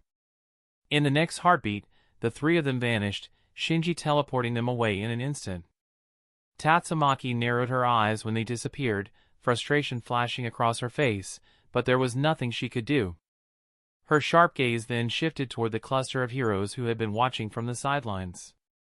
What are you looking at? The air turned heavy at once. Faced with the number 2 S-class hero, Tornado of Terror, none of them dared to breathe too loudly. And nothing at all. We're leaving right now. Yeah, let's get out of here. I'm not sticking around to see what happens if she gets mad. So, that means the dragon-level threat is over? In that case, we can leave too. One after another, the heroes scattered. None wanted to risk becoming the target of her bad mood over Shinji's disappearance. Honestly, heroes, the Hero Association, all of them are so unreliable, Tatsumaki muttered to herself before rising into the air, the wind spiraling around her as she flew off. Back in Z City, Shinji wasted no time. He headed straight for the streets, scanning every bulletin board and street corner for wanted posters. He wasn't after the bounty money. What interested him were the points he could earn by taking down wanted criminals. These criminals were ranked in a system similar to professional heroes, classified from C-class up to S-class. The ranking wasn't purely about raw strength but about the overall threat they posed to society. Still, those with higher ranks were far from weak, which explained their steep bounties. Shinji methodically collected every bounty listed in Z City. Moving quickly, he hunted each target down and defeated them one after another. Ding! Host has defeated an A-class wanted criminal. Reward, 18 points. Ding! Host has defeated a B-class wanted criminal. Reward, 12 points. Ding! Host has defeated a C-class wanted criminal. Reward, 5 points. Ding! First time defeating an A-class wanted criminal. Bonus reward, 15 points. Ding! First time defeating a B-class wanted criminal. Bonus reward, 10 points. Ding! First time defeating a C-class wanted criminal. Bonus reward, 5 points. By the end of the day, there was not a single wanted criminal left in Z City. Points, 550. Shinji opened his system panel, his eyes narrowing at the number. Only a little over 500 points, still far from enough. He stood there in silence, lost in thought.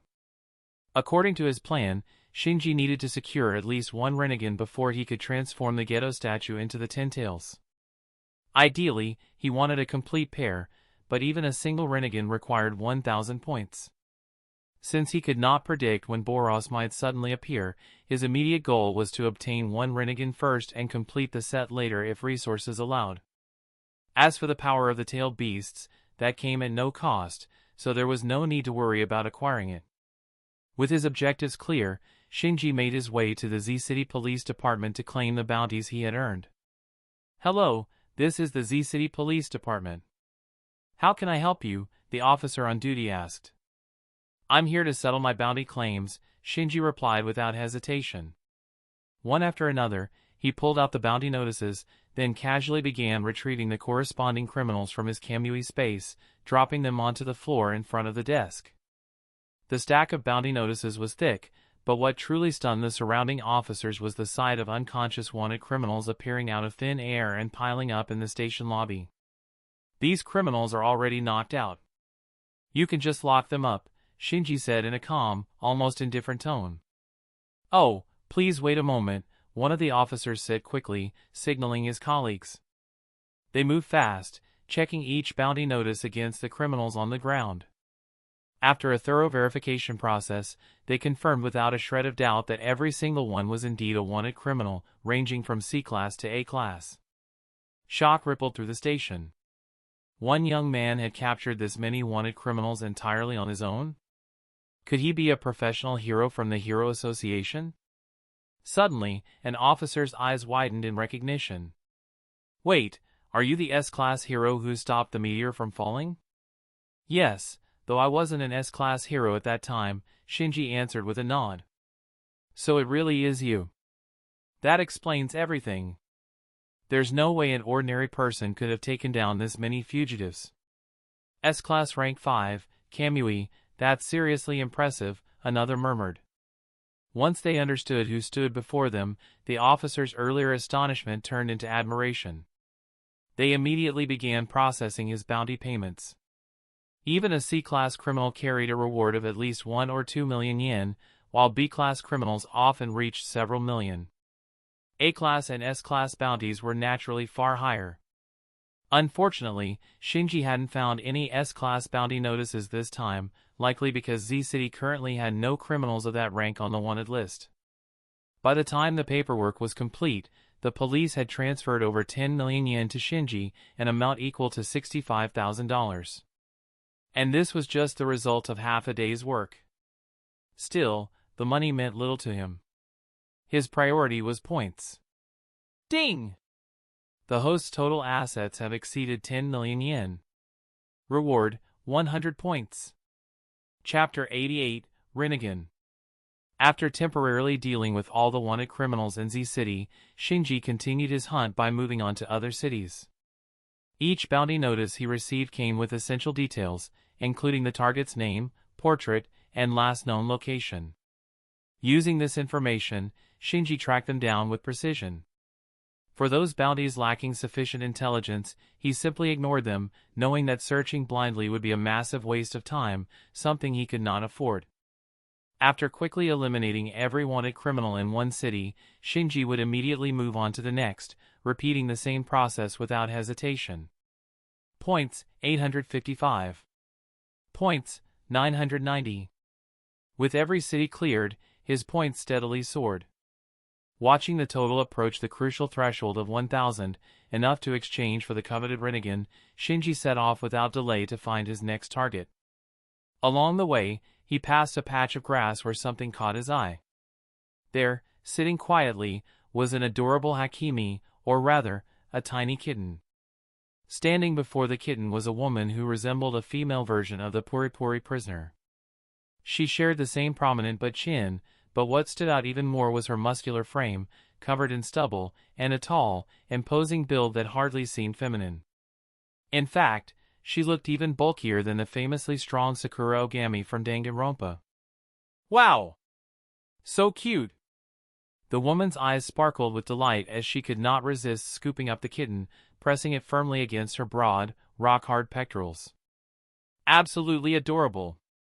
Her voice was rough and deep, reminiscent of a drag queen's, as she hugged the kitten tightly to her chest. If this little Hakimi did not hiss in protest, it was certainly a saint among cats. After a while, the woman gently released the kitten and pulled out a slice of bread, intending to feed it. Good baby, come here.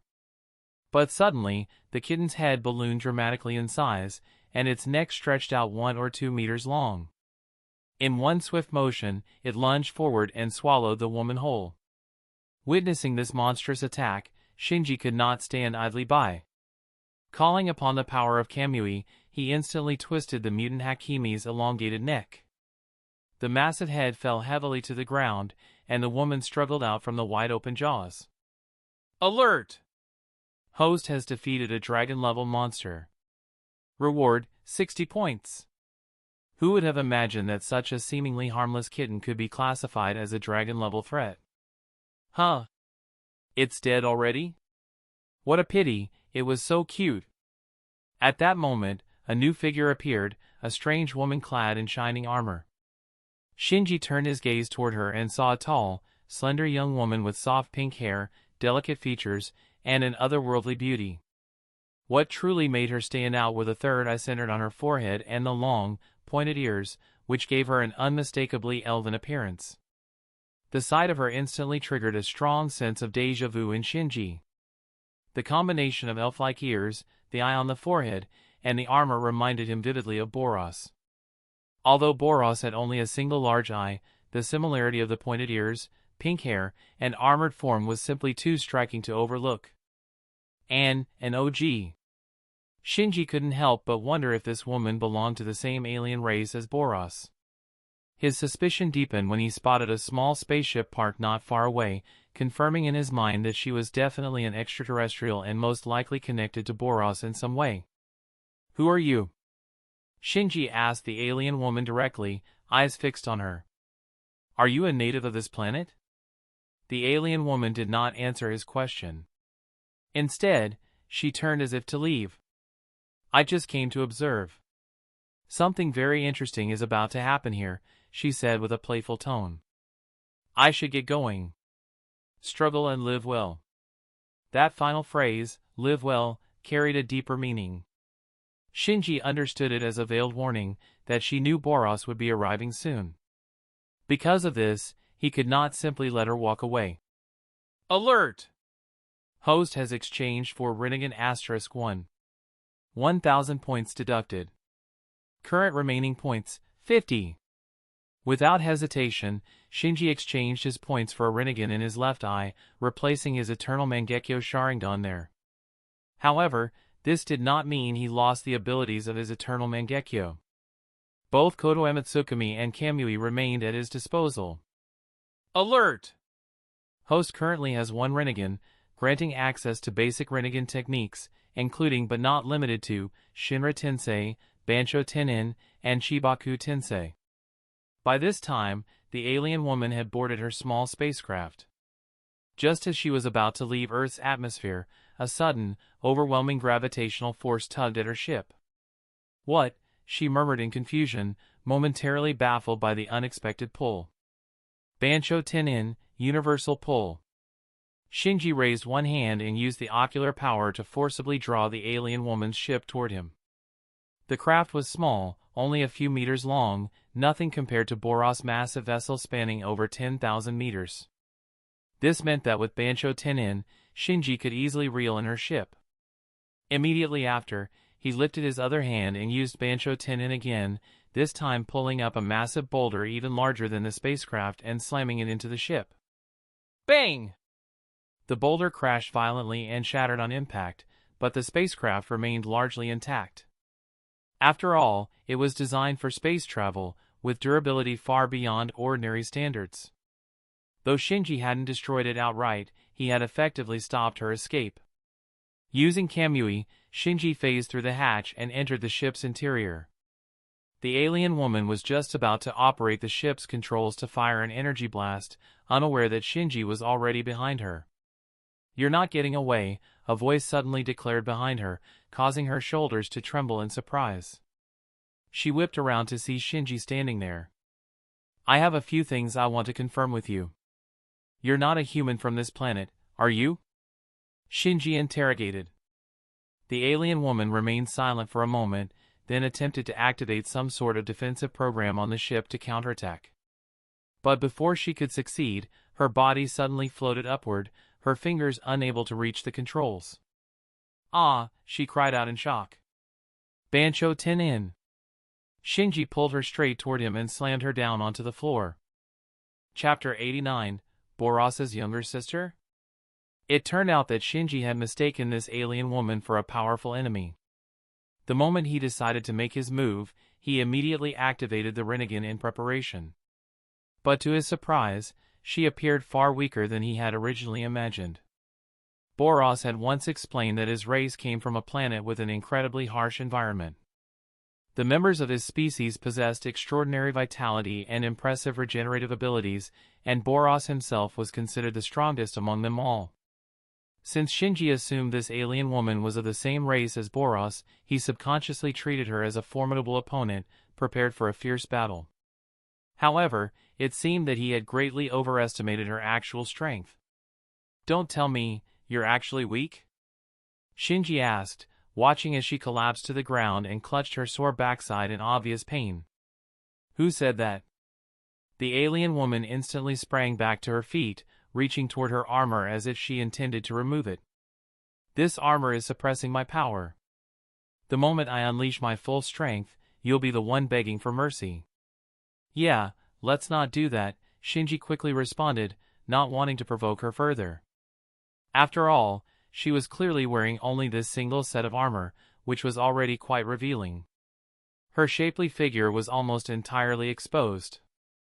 This meant that if she shattered her armor like Boros did to release his power, she would essentially be completely naked. Not a fan of fighting an enemy with their cheeks clapping on every action. "Heh, scared now, aren't you?" The alien woman smirked smugly at him, clearly enjoying his hesitation. Shinji felt this woman might be a little simple-minded. "So, what's your name?" he asked, still curious about her identity. The alien woman's armor reminded him again of Boros, since both of them wore gear designed specifically to restrain their immense strength. However, hers was far more skimpy and revealing compared to Boros's heavy armor, most likely because her power was much weaker and did not require such strong suppression. After all, Boros was a cosmic overlord ranked as dragon level and above, who had already conquered and dominated the universe. It was precisely because he was invincible that he grew bored with everything around him. So when he heard the prophecy from a seer, he spent 20 long years traveling across space to Earth in search of a worthy opponent who could challenge him. Even among his own race, no one else came close to Boros's incredible strength. Seriously, an intergalactic enemy so powerful that he had to suppress his powers, how engagingly new. "My name is Loris, and I need to get going now. Can you get off my ship?" The alien woman, introducing herself as Loris, tried to usher Shinji off the spaceship with a tone that left no room for argument. "Loris," Shinji murmured thoughtfully, reflecting on the name. "Boros. Loris." Those names did sound like they could belong to siblings. Could this Loris actually be Boros's younger sister? From what she had said earlier, she seemed to already know that Boros was coming to Earth. "I never said you could leave. Do you think you can just come to Earth and leave whenever you want?" Shinji's voice grew cold and firm. "As for the meaningless things you mentioned earlier, start explaining them clearly, right now." "So, you're forcing me to release my power?" Loris's expression darkened, a mixture of frustration and determination crossing her face. "Do as you please. You're the one who'll regret it, not me," Shinji replied casually, his tone calm but confident. Hearing the word regret, Loris froze for a moment, as if a sudden realization had struck her. Blushing, she muttered under her breath, "Pervert." Shinji looked at her in exasperation. "What exactly is your deal?" acting like a tsundere won't get you anything. Not wanting to waste any more time, he immediately grabbed her wrist and teleported them outside the spaceship. Meow. Just as Shinji finished teleporting away, a soft meow caught his attention. Somewhat surprised, he turned around and saw that the mutated Hakimi had not only survived but had somehow reverted to its small kitten form.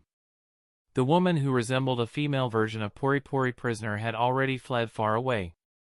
Shinji wondered whether this little creature simply couldn't die even after losing its head or if it possessed more than one life. On second thought, it wasn't strange at all. After all, it was a dragon-level monster, and their vitality was notoriously strong. So cute! Loris squatted down, gently stroking the kitten's head as if Shinji wasn't even there. Shinji fell silent for a moment, unsure whether Loris was simply oblivious or overly confident in her own strength. Ignoring him was one thing, but reaching out to pet a dragon-level Hakimi at such close range was an entirely different matter. I didn't expect this planet to have such adorable creatures, Loris said with genuine wonder in her voice. Wait until it transforms again. You won't find it cute then, Shinji retorted. Still much cuter than those ugly beasts I've seen on other planets, she replied bluntly. Well, I should be heading back now. Goodbye, native human and cute little kitten. She stood up, ready to leave once again. Shinji's expression darkened. You still haven't realized your situation, have you? To snap her out of it, he once again used universal pull to drag Loris back into his grasp. Holding her by the chin, he said, Did you think I was joking with you, alien invader? He wasn't using much force, but having her chin held like that was uncomfortable for Loris. Let me go, she demanded. Without releasing the power sealed by her battle armor, her current strength was little more than that of a normal human, leaving her unable to break free. Answer my question honestly, and I'll let you go, Shinji said. Are there others like you planning to invade this planet? Loris hesitated for a moment before answering quietly, I don't know. You hesitated just now. That means you're lying, isn't it? Shinji's eyes carefully studied her reaction. I am not. Just let me go already. She struggled to pry his hand off with both of hers but could not budge it. Growing desperate, she leaned forward to bite his hand, only to discover she couldn't manage it. Shinji frowned. What are you, a dog trying to bite me? With no other choice, Loris activated the power that had been suppressed by her battle armor. Her armor began to crack and fall away, unleashing a surge of overwhelming energy as her entire body was suddenly exposed. Shinji's frown deepened, his gaze struggling to find a place to rest. Because of her close connection to Boros, he remained wary even after she released her power. Since they were still in the middle of a confrontation, he could only keep his eyes fixed on her. Even if he was seeing things he should and shouldn't see, he couldn't afford to be distracted. What he did not expect was that the very first thing Loris did after releasing her power was to bite his hand. Chapter 90, Cosmic Overlord. Despite the suddenness of Loris's lunge to bite him, Shinji's perception was razor-sharp. Without even hesitating or needing to dodge, he unleashed the overwhelming repulsive force of his Rinnegan, Shinra Tensei. The power radiated from him in a shockwave that blasted everything in his immediate surroundings far away. Thrown violently backward by the force of the Shinra Tensei, Loris crashed through the air, and nearby, the mutated Hakimi was flung back as well. But Loris did not hesitate. Midair, she twisted her body expertly and kicked off the hull of the spaceship behind her, propelling herself straight at Shinji with breathtaking speed and precision. It was obvious that, as a likely member of Boros's race, Loris specialized in close-quarters combat techniques. Though her speed and explosive strength after powering up were certainly formidable when compared to Boros's overwhelming might, she was still significantly inferior. Thanks to the combined perception granted by the Rinnegan and Eternal Mangekyo Sharingan, Shinji easily tracked her movements without missing a beat. What Loris didn't realize was that the moment she released her power, Shinji had stealthily planted a Flying Thunder God mark on her, enabling instantaneous teleportation to her location. Her fist shot forward, aimed directly at Shinji's face, but to her shock, it passed right through him as if he were intangible. The complete lack of impact from what should have been a solid strike stunned Loris. Although she was completely unclothed, she remained locked in full battle mode, showing no hint of embarrassment in front of Shinji. Her pink hair now stood on end, mirroring the wild look Boros took after shedding his armor. Refusing to accept this strange phenomenon, Loris escalated her assault fiercely. Her fists and feet lashed out with blinding speed, raining down strikes across every part of Shinji's body. Each attack was so fast that afterimages streaked behind her, leaving a blur of movement. Yet no matter how many punches or kicks she unleashed, none connected. Shinji stood perfectly still, unmoving and unyielding. All the while, Shinji quietly utilized his intangibility ability to completely ignore her relentless barrage while simultaneously forming a Rasengan in his hand. Once the spinning sphere of energy took full shape, his figure suddenly vanished. Using the Flying Thunder God technique, he reappeared behind Loris in the blink of an eye and slammed the Rasengan powerfully into her back. The impact hit Loris with an overwhelming force unlike anything she had ever experienced. Gah! Her body was sent flying through the air once again. But Shinji was far from finished. He swiftly moved from one angle to another with rapid successive teleports using the Flying Thunder God technique, striking Loris repeatedly without giving her a moment to recover or counterattack. From an outsider's perspective, she appeared like a ragdoll being kicked about, flying uncontrollably in all directions. His movements were so rapid that an ordinary observer's eyes couldn't keep up with the pace of the fight. At last, Shinji decided it was time to end things. In one hand, he formed another Rasengan, this time infusing it with the immense power of Kamui. If you really are from that guy's race, then even this attack shouldn't be enough to kill you outright, he said calmly, his voice steady and cold. As his words faded, the Kamui-infused Rasengan in his palm solidified completely. With a sharp thrust, he drove it straight into Loris's abdomen. Her stomach was pierced clean through in an instant. What? Severely wounded, Loris looked down in disbelief, watching in shock as Shinji's hand passed entirely through her body, confirming the fatal nature of the attack. Even so, she did not collapse. Just as Shinji had predicted, Loris was not someone who could be killed so easily. After he withdrew his hand, the wound in her abdomen began to heal rapidly, visible to the naked eye. Although her regeneration was not on the same level as Boros's instant healing, Loris's recovery ability was still remarkably strong. You've already lost. Do you still want to continue? Shinji asked coldly. Loris had been ready to instinctively resume fighting, but upon hearing his words, her movements froze. Perhaps it was because she had been utterly overwhelmed just moments ago, leaving her no strength to resist, that a trace of fear crept into her heart. Her regeneration was not limitless either. Once her energy was depleted, her body would no longer recover, and death would be inevitable. Even Boros, after channeling all his energy into the collapsing star-roaring cannon, had been left in a near-death state, unable to heal further. Ding! Host has defeated the dragon-level monster Loris. Reward, 80 points. The system's notification rang in Shinji's mind, confirming that Loris had conceded. After all, she was from the same race as Boros and, though far weaker than him, still possessed dragon-level strength. Although Loris had yet to admit defeat aloud, Shinji did not care. He reached into Kamui's space, pulled out a spare coat, and tossed it to her. I don't know if you aliens have any sense of shame, but this is Earth. You should at least put something on. By not openly pointing out that she had already surrendered in her heart, he was giving her a way to step down with some dignity. Loris caught the coat and quickly draped it over herself, using one hand to pull it tight and cover certain private areas. Now that she had calmed down, her once bristling pink hair settled back into place. She could hardly bear to stand completely naked before Shinji, especially since she had called him a pervert earlier. Seeing her reaction, Shinji continued, "Looks like you've cooled off. So, can you answer my question now? You mean the one about whether there are other aliens coming to invade?" Loris smirked. Shinji gave a slight nod. Yes. Loris, now much more cooperative, replied readily. He's my older brother.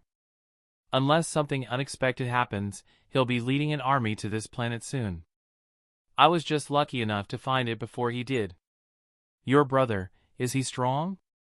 Shinji asked, as if he already knew the answer but wanted confirmation. Of course.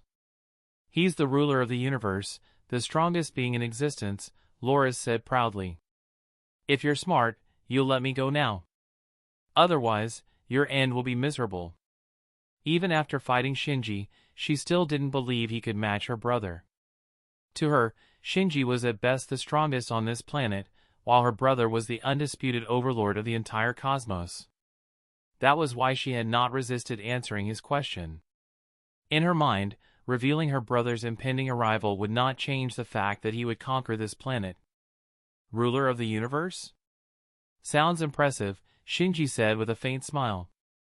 But if that's the case, then I have even more reason not to let you go. If things turn ugly, at least I can use you as a hostage. Chapter 91, Loris's Resistance. Ruler of the universe? Sounds impressive, Shinji said with a faint smile. But if that's the case, then I have even more reason not to let you go. If things turn ugly, at least I can use you as a hostage. From everything Loris had revealed, Shinji was now certain she was Boros's younger sister. There was no one else in the universe who would so boldly call themselves its ruler. Seems like that might be the case. Loris murmured, her eyes drifting as if she were helping Shinji piece it together. It didn't take her long to realize his point was valid. If he chose to use her as a hostage, Boros would probably release her without a second thought. But I don't want to stay on this planet. How about I take you with me? My spaceship has more than enough space for one more passenger, Loris suggested with a casual tone that didn't quite mask her urgency. Otherwise, when my brother arrives, everyone here, including you, will be as good as dead. I don't want to leave Earth, Shinji replied firmly, shaking his head. Why not? Aside from a few adorable animals, there's nothing worth staying for on this planet, Loris said, looking genuinely puzzled. She sounded so much like a certain frost demon but in an innocent way. But her sudden anxiety made Shinji narrow his eyes. You aliens probably wouldn't understand. But tell me, are you afraid of something? So much so that you'd rather leave here even if it means dragging me along? Because... Loris hesitated, her voice faltering before she finally admitted, I don't want my brother to find me. If I weren't hiding, I wouldn't be piloting this spaceship alone. Why? Does he keep that tight a leash on you? Shinji asked with a curious edge. You can say that, but more than that, I don't want to live the way he does, she explained, her tone heavy. You mean his habit of destroying planets whenever it suits him? Shinji pressed. Yes. And if he's in a better mood, he might just challenge all the strongest fighters on a planet before moving on. She answered with a small nod. So, what's his name? Shinji asked again, feigning ignorance despite already knowing. Boros. The strongest of our entire race, undefeated, the universal conqueror, Loris said with quiet gravity. About 20 years ago, he trusted the prophecy of a fortune-teller who claimed there was a planet with a warrior capable of matching his power. He took that prophecy to heart and spent 2 decades searching for the said world, determined to find someone who could give him a fight worth remembering. She then looked at the very strong person who took her down before tightening her forehead. I don't know if you're the one from that prophecy, but when the time comes, he will definitely come for you. And with the way he fights, you will almost certainly die. So come with me and leave this planet. You'll survive, and I'll stay hidden from him. If you refuse, he'll find me and drag me back without hesitation, Loris pleaded, her voice sincere. But Shinji only shook his head again. First, I'm not leaving Earth, he said plainly. Second, I want to see for myself what the so-called universal conqueror is truly capable of. Are you out of your mind? I've already told you that you're going to die. Loris burst out, her voice sharp with frustration. She could hardly believe how this man clung to his reckless resolve. That's not something you need to worry about, Shinji replied with calm certainty. I won't die. If anything, the one in real danger is your so-called universal conqueror. Even if Boros' strength exceeded his own, Shinji had no shortage of ways to protect himself. And in the most desperate of circumstances, there was always Saitama. Not long ago, he had marked Saitama with the Flying Thunder God Seal, a technique that allowed him to summon the bald hero instantly from anywhere in the world. If it came down to it, he would bring Saitama here in an instant, and Boros would suffer a humiliating, one-sided beating. Still, Shinji preferred not to rely on that last resort. He wanted to win on his own terms, to face Boros head-on and deliver the kind of battle the lonely conqueror had been chasing for decades. Heh! Stop bluffing. You only managed to defeat me. My brother's strength is beyond anything your imagination can handle, Loris countered. She had been forced to submit after their fight, but in her eyes, Shinji was still far from Boros' league. It was a fair assumption that, during their battle, Shinji had used only a small fraction of his power, and he had yet to become the Ten-Tails Jinchuriki. That's not for you to decide, he said, smirking. No matter what you say, I won't run. Am I speaking Chinese or what? You are simply not his match.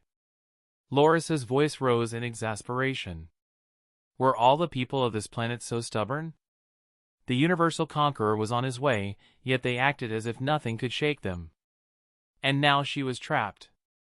Without his consent, she had no way to leave. Shinji, without so much as a glance at her, walked to her spaceship and, with a single motion, pulled it into the swirling void of the Kamui dimension within his right eye. Her last chance for escape vanished in an instant. Stop thinking about it. Give it up, he said over his shoulder. What in the actual F? Loris froze, stunned. She hadn't expected him to make her ship disappear completely. Unless this world had the materials to build another, she was grounded indefinitely. Don't panic. Once I deal with your Boros, I'll give it back to you, Shinji said before explaining his pun. You know, Boros is bro.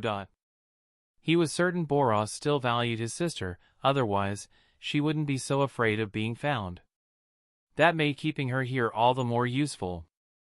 Loris, however, remained unconvinced. What's the point? By then, it'll be too late. My brother will have slaughtered you all and dragged me away.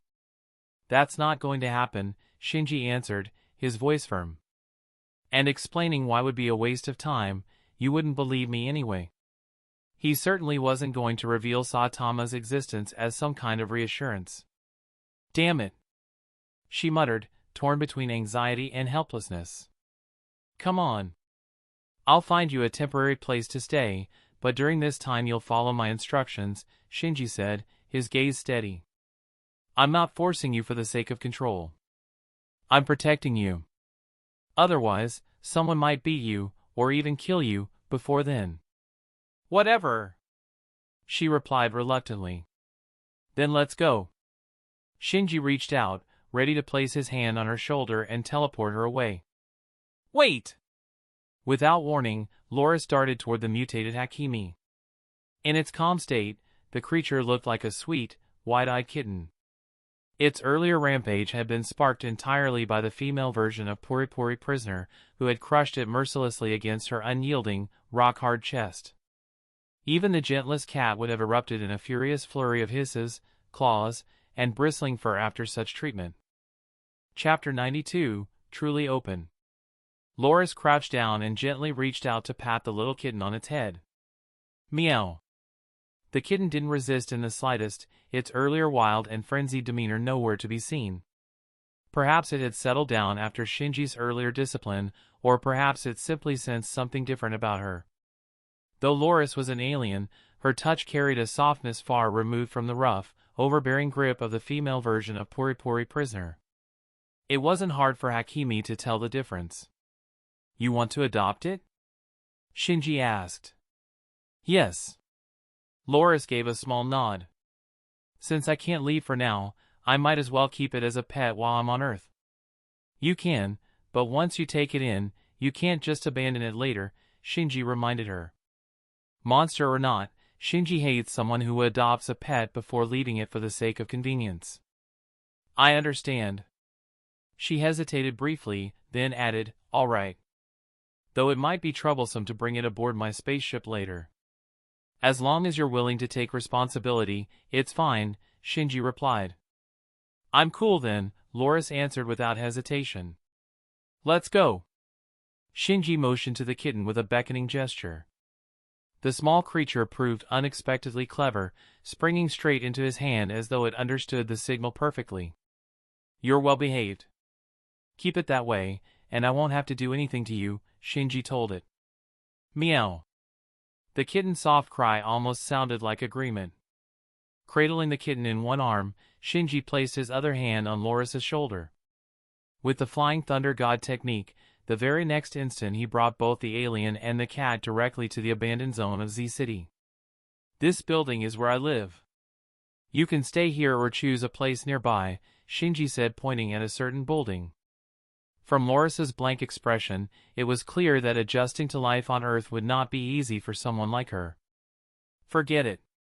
You can stay at my place for now and get used to the surroundings, he decided, realizing that explaining every detail would be more trouble than it was worth.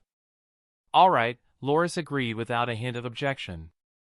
When they reached the entrance, Shinji didn't bother taking out a key. He simply pushed the door open. With people coming and going at all hours, there was rarely a moment when the place was empty. Only at night did it grow truly quiet.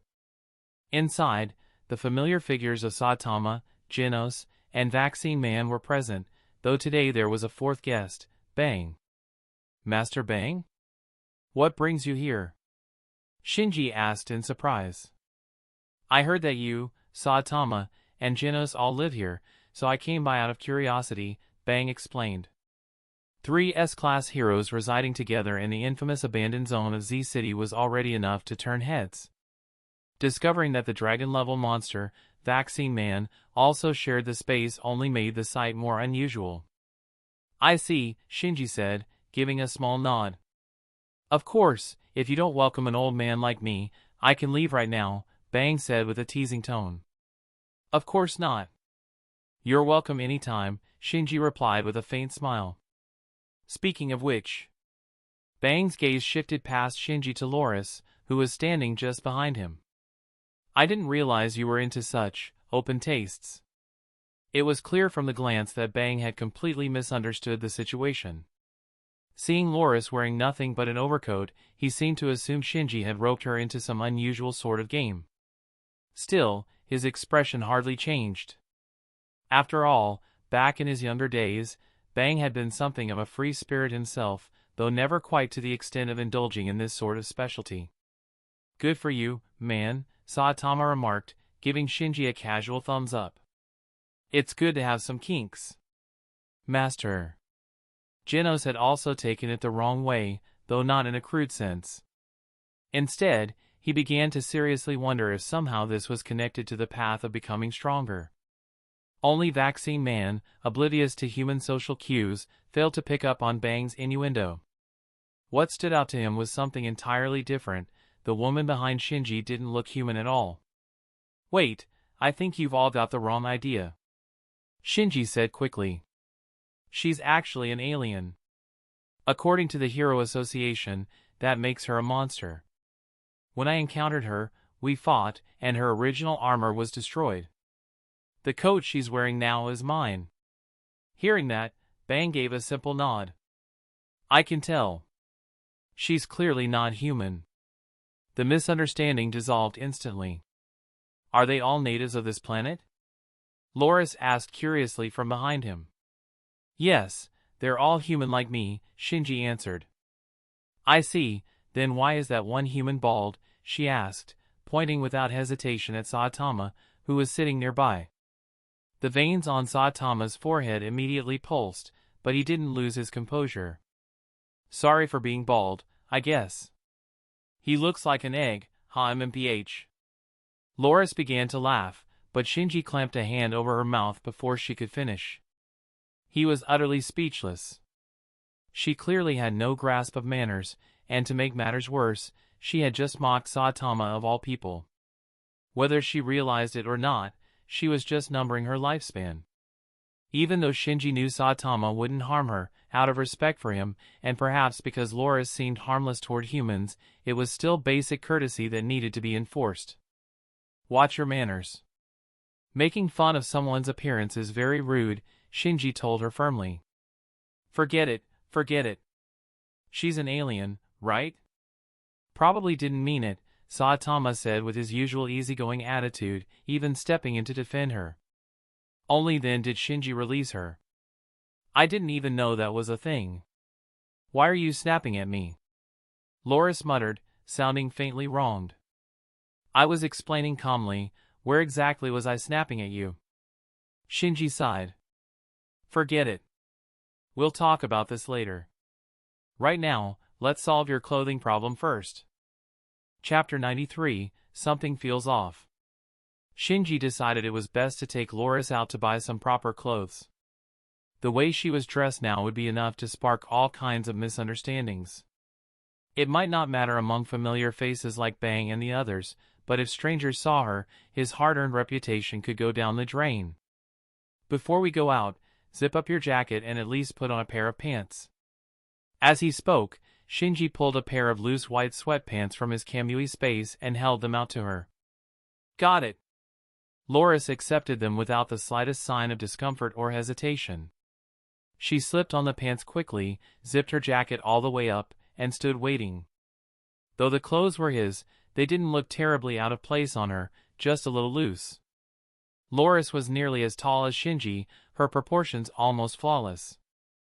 The only obvious mismatch was the jacket's sleeves, which hung too long and left her hands half hidden, but the sweatpants fit her long legs surprisingly well. Is this fine now? She asked. Shinji stared at her for a moment, then let out a short sigh. Do you really need to ask me that? If you're not embarrassed walking around like that, then it's fine. Embarrassed? Not really. And your clothes are way more comfortable than that armor, Loris said, glancing down at herself with casual approval. That's good, but don't you think something feels a bit off? Shinji asked, his tone carrying a faint hint of implication. Really? I don't think so, she replied without a second thought. Then never mind, he said, deciding to drop it. What he meant, of course, was that Loris was currently going commando. But there wasn't much he could do about that, as he wasn't about to hand her a pair of his own boxers. And Loris herself didn't notice anything strange because she'd never worn such undergarments in the first place. Even when her armor was intact, she'd worn nothing beneath it. Maybe the alien thing. Boyfriend jacket and boyfriend sweatpants, huh? Interesting. Bang mused aloud, stroking his chin as though making a deep observation. Stop making fun of me, Shinji said, half amused and half helpless. Master Bang, please be serious, Genos interjected, firmly siding with Shinji. All right. I just thought it was a fitting description, Bang replied with a sheepish smile. Loris, unfamiliar with the term boyfriend in this context, didn't react at all. Before leaving, Shinji set the little kitten down. Come to think of it, you didn't just bring back an alien, but also a kitten? Saitama said, eyeing the small creature curiously. Master likes cats? Did you pick it up off the street? Genos asked. I'm not sure if it counts as a stray, but one thing's certain, Shinji said evenly. It's a dragon-level monster. A dragon-level monster? In such a tiny kitten? I never would have guessed. Though I have heard that some particularly strong demon-level or dragon-level monsters disguise themselves as something harmless to mislead their opponents before striking unexpectedly, Genos remarked, his eyes lighting with surprise. Speaking of which, you guys keep mentioning wolf-level, dragon-level monsters, and all that. What's the difference? Saitama asked, sounding genuinely curious. He really couldn't see the point of having so many classifications. Well, after all, for him, everything is just one hit to kill. Genos, explain it to him, Shinji said, leaving the explanation to his disciple. The breakdown Genos gave was straightforward, simply outlining the meaning of each disaster level as defined by the Hero Association standards. After listening, Saitama nodded as if he understood, though it was more of a half-hearted comprehension than genuine clarity. Shinji wasn't surprised. For Saitama, whether it was the weakest wolf-level creature or the most dangerous dragon-level monster, it would still end with one punch. To him, categorizing them was pointless. This little kitty might look calm now, but you should still keep an eye on it. It's a dragon-level monster after all, so make sure it doesn't tear my house apart, Shinji said in an even tone. No problem, Genos replied with a firm nod. Relax. If your place gets trashed, mine won't be safe either. I'm not about to let this little thing run wild, Saitama added, his expression matching the simplicity of his words. Good. With Saitama's assurance, Shinji was completely at ease. He then left with Loris following behind. Bang, however, stayed where he was. He had wanted to discuss a few matters with Shinji, but seeing that he was busy, he decided to wait until Shinji returned. On the bustling streets of Z City, Loris trailed behind Shinji, her eyes wandering with curiosity. It was her first time on Earth, and as an alien, she had never encountered so many unfamiliar sights. They didn't truly amaze her. After all, the technology on other planets she had visited was not inferior to Earth's, but the novelty still caught her interest. I want to go check that out, she said, glancing towards something in the distance. Before she could take more than a couple of steps, Shinji stopped her. Clothes first. His voice was calm but decisive. Fine. Loris muttered under her breath. The clothes I'm wearing are already enough. Why buy more? They're my clothes. I never said I was giving them to you, Shinji replied without pause. Seriously, he wanted to clear something before he himself develops the said kinks. Before long, the two arrived at a large shopping mall and stepped into a women's clothing store. The shop catered exclusively to women, so all the staff were female. When Shinji walked in with Loris, they were immediately assumed to be a couple. Normally, a man wouldn't be allowed to linger inside without a clear reason. A saleswoman quickly came forward, smiling in welcome. Good afternoon. Is there anything I can help you with? Let her look around first, Shinji answered. He turned to Loris. If you see anything you like, just choose it. We usually suggest that gentlemen accompany their girlfriends while shopping, the saleswoman offered with a friendly smile. She's not my girlfriend. Shinji denied it immediately, without the slightest hesitation. Loris didn't react at all, either because she didn't care about such distinctions or because she didn't even understand what boyfriend and girlfriend meant. Oh, my apologies for assuming. The saleswoman bowed slightly before correcting herself. So she's your wife. My mistake. Unfortunately, she had only made things worse. This time, a subtle change finally appeared on Loris's face. Shinji looked tired and sighed. Chapter 94, Complete Rinnegan. Wife? Loris reacted instantly, her voice sharp with surprise. She hadn't understood what boyfriend or girlfriend meant, but she knew exactly what the word wife implied. She's neither my girlfriend nor my wife, Shinji denied again without hesitation. Oh, is that so? The shop clerk asked, looking a little startled. She's my younger sister, Shinji added, deciding it was easier to explain this way. He had already guessed that this particular women's clothing store might only allow female customers. If they appeared to have no connection at all, there was a real chance the clerk would have asked them to leave. When did I become? Loris started to question, but Shinji quickly covered her mouth with one hand. With the other, he guided her further into the store to browse. Only when they were out of sight from the clerk did Shinji release her. It's just pretend. No need to overreact, he said in a matter-of-fact tone. Why do we need to pretend in the first place? Loris asked, frowning slightly. Shinji didn't bother with a full explanation. Would you rather people think you're my sister or my wife? Loris hesitated, caught off guard by the choice. Then I'll be your sister. Being your wife sounds way too much. Even as an alien, she clearly understood the meaning of wife. In the world of One Punch Man, humans, animals, and even aliens all spoke Japanese, so there was never any language barrier for her. "Alright, enough about that. Just pick your clothes so we can leave," Shinji urged, bringing the conversation to a close. The reason Loris's presence didn't alarm the store employees was simple: she could close the third eye on her forehead. With that hidden and only her pointed, elf-like ears visible, she didn't appear all that different from an ordinary human. And pointed ears alone weren't enough to cause panic.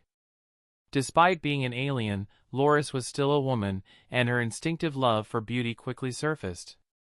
At first she had shown little interest in clothes, but soon she was moving from rack to rack, pulling out dresses and tops with obvious enthusiasm.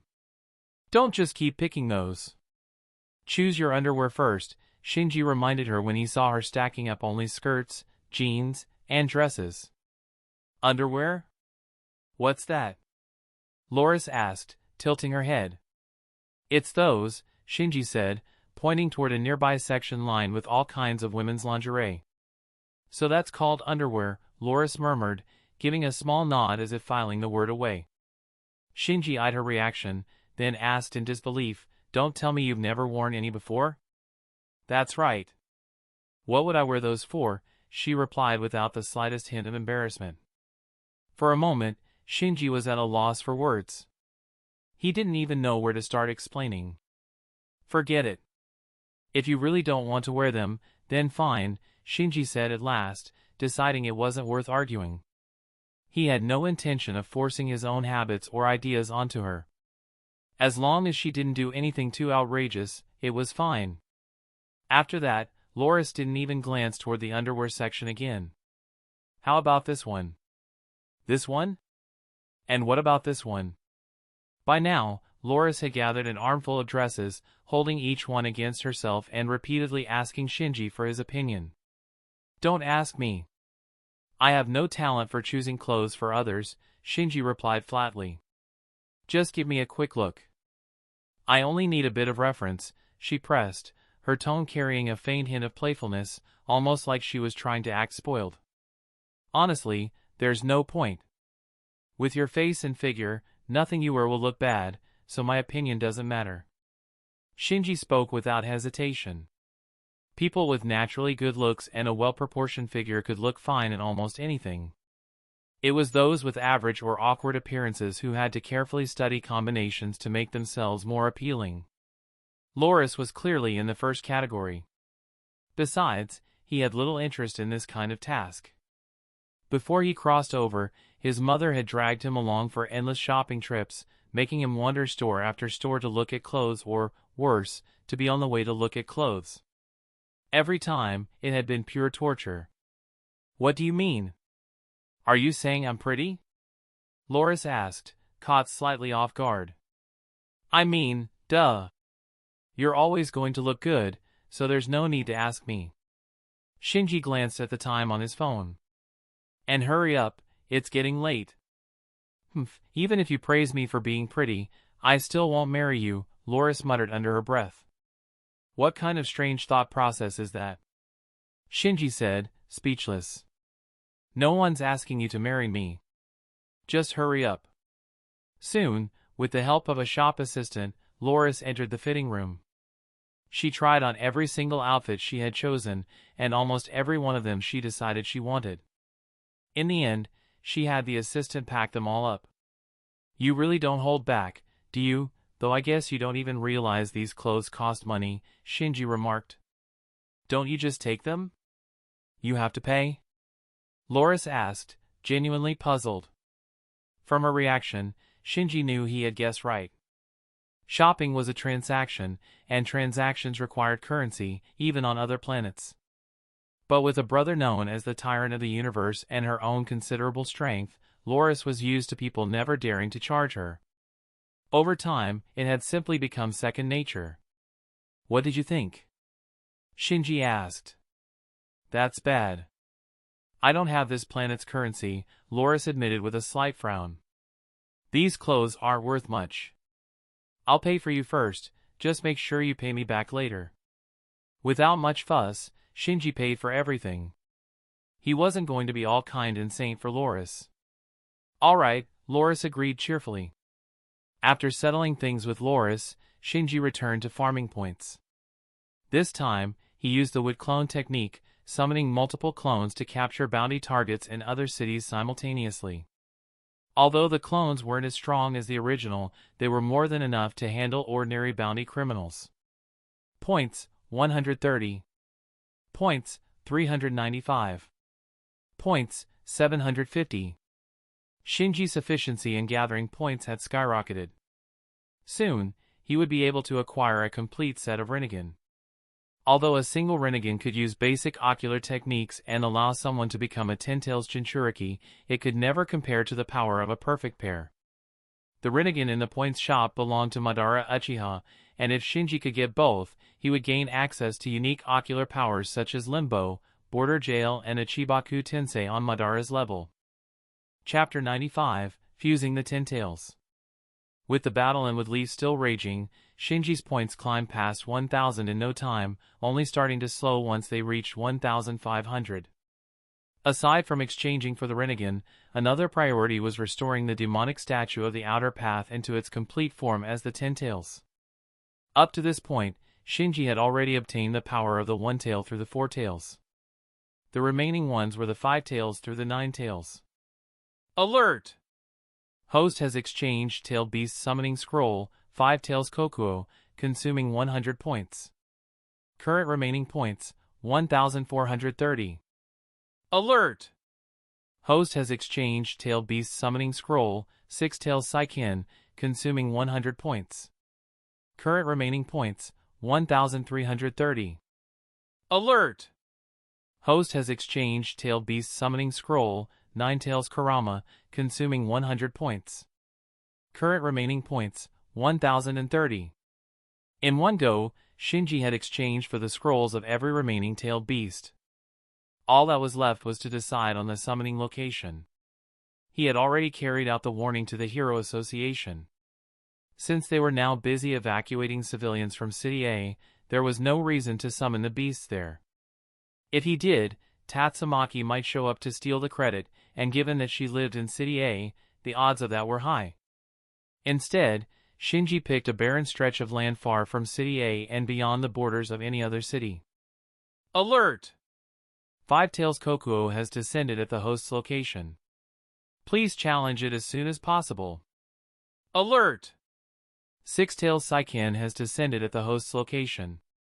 Please challenge it as soon as possible. One after another, the 5 Tails through the 9 Tails appeared in the wasteland. Standing atop the highest point in the area, Shinji could clearly see each massive beast materializing in different directions. The 5 Tails Kokuo resembled a blend of horse and dolphin, its coat nearly pure white, with 5 flowing tails swaying behind it. The 6 Tails Saiken was an enormous slug whose pale body was accompanied by 6 tentacle-like tails.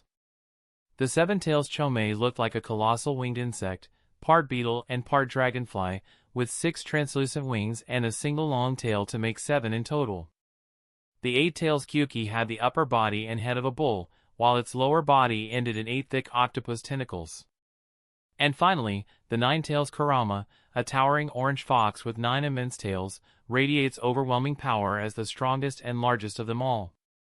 The 5 beasts moved into position, forming a wide circle around Shinji, sealing off every possible escape route. Their gazes soon fixed on the lone human standing at the center. Alert! Host has exchanged Rinnegan *1, consuming 1,000 points. Current remaining points, 30. Alert! Host has obtained the complete Rinnegan, granting access to all ocular abilities of Madara Uchiha, including but not limited to Limbo, Border Jail, Tengai Shinsei, and Meteor Shower.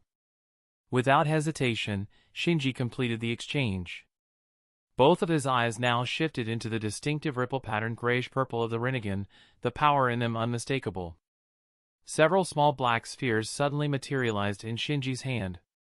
As he opened his palm, they shot into the air, scattering in different directions before halting directly above each tailed beast. Chibaku Tensei. An immense gravitational pull erupted from the spheres, ripping apart the ground beneath the beasts. Chunks of earth and rock tore free, swirling upward and wrapping around their massive bodies. The debris gathered at the center of each sphere, compressing tighter and tighter until enormous stone orbs formed. Even the Ninetales Kurama could not withstand the pull, much less the other 4 beasts. In moments, all 5 were sealed inside their floating prisons. The battlefield was left in ruins, with colossal stone spheres hanging in the air and deep craters marking where the ground had once been whole. Alert! Host has defeated the 5 Tails Kokuo. Reward, 100 points plus Tailed Beast Power, 5 Tails Kokuo. Alert! Host has defeated the 6 Tails Saiken. Reward, 100 points plus Tailed Beast Power, 6 Tails Saiken. Alert! Host has defeated the 9 Tails Kurama. Reward, 100 points plus Tailed Beast Power, 9 Tails Kurama. Alert! Host has successfully defeated all 9 tailed beasts and obtained their complete power. Reward, 300 points. With all 9 powers now in his possession, Shinji was ready to fuse them into the 10 tails. The 5 Chibaku Tensei spheres plummeted from the sky, crashing into the earth with a tremor that shook the barren land. The impact partially filled the massive crater below. Once each beast was defeated, the system wiped their memories and returned them to the Naruto world, leaving the spheres empty. The sudden appearance of 5-tailed beasts, especially alongside the overwhelming energy of Chibaku Tensei, pushed the Hero Association's detectors to the brink. Multiple terrifying energy surges detected in a barren region north of City L's outskirts. Preliminary assessment, Dragon-level disaster, the control officer reported, quickly attempting to contact nearby S-class heroes. At that moment, Tatsumaki burst into the control room of the association's headquarters in City A. "Is it another powerful monster this time?" she asked, her tone sharp with anticipation. "Why yes," the officer stammered, momentarily thrown off by her sudden entrance. "They're all a bunch of unreliable slackers." "Leave this one to me," Tatsumaki declared, her voice dripping with confidence. "But that area is far from here. Maybe I should call the S-class heroes nearby first, and if I already told you I'll handle it. Don't you understand?" Tatsumaki's expression shifted to her usual imperious glare. "Why yes," the young female officer flinched, startled by the psychic's intimidating presence. "Honestly, don't underestimate me. You think this distance is far?" Tatsumaki scoffed, folding her arms as a vivid green light began radiating from her body. She had already pinpointed the exact direction and location, and without another word, she launched herself from the association, soaring through the air. Meanwhile, Shinji pressed his hands into a one-handed seal. Summoning technique, Geto statue. With a deafening roar, the enormous statue burst from the ground behind him, its towering frame casting a shadow over the crater. It settled into a cross-legged position, awaiting orders. Without delay, Shinji began channeling the gathered tailed beast's power into the statue. Its massive body started to shift, the transformation into the Ten Tails already underway. Chapter 96, Ten Tails. After absorbing the complete power of all 9 tailed beasts, the Geto statue underwent an almost instant transformation. Its form rapidly shifted into the complete version, its body becoming tall and massive with near-human arms and legs, a stage often referred to as the 4th form before the divine tree. This was the Ten Tails in its complete form, its size reaching over 1,000 meters. The next step would be its final form, the divine tree. The reason the Ten Tails did not need to gradually gather power to evolve was that Shinji had given it the full power of the tailed beasts in one go. This was the same as when Madara Uchiha became the Ten Tails Jinchuriki, instantly transforming the Geto statue into the complete Ten Tails. As for the final form, the divine tree, Shinji had no use for it. He is not going to grow a tree and use it to harness chakra fruit or something. Alert!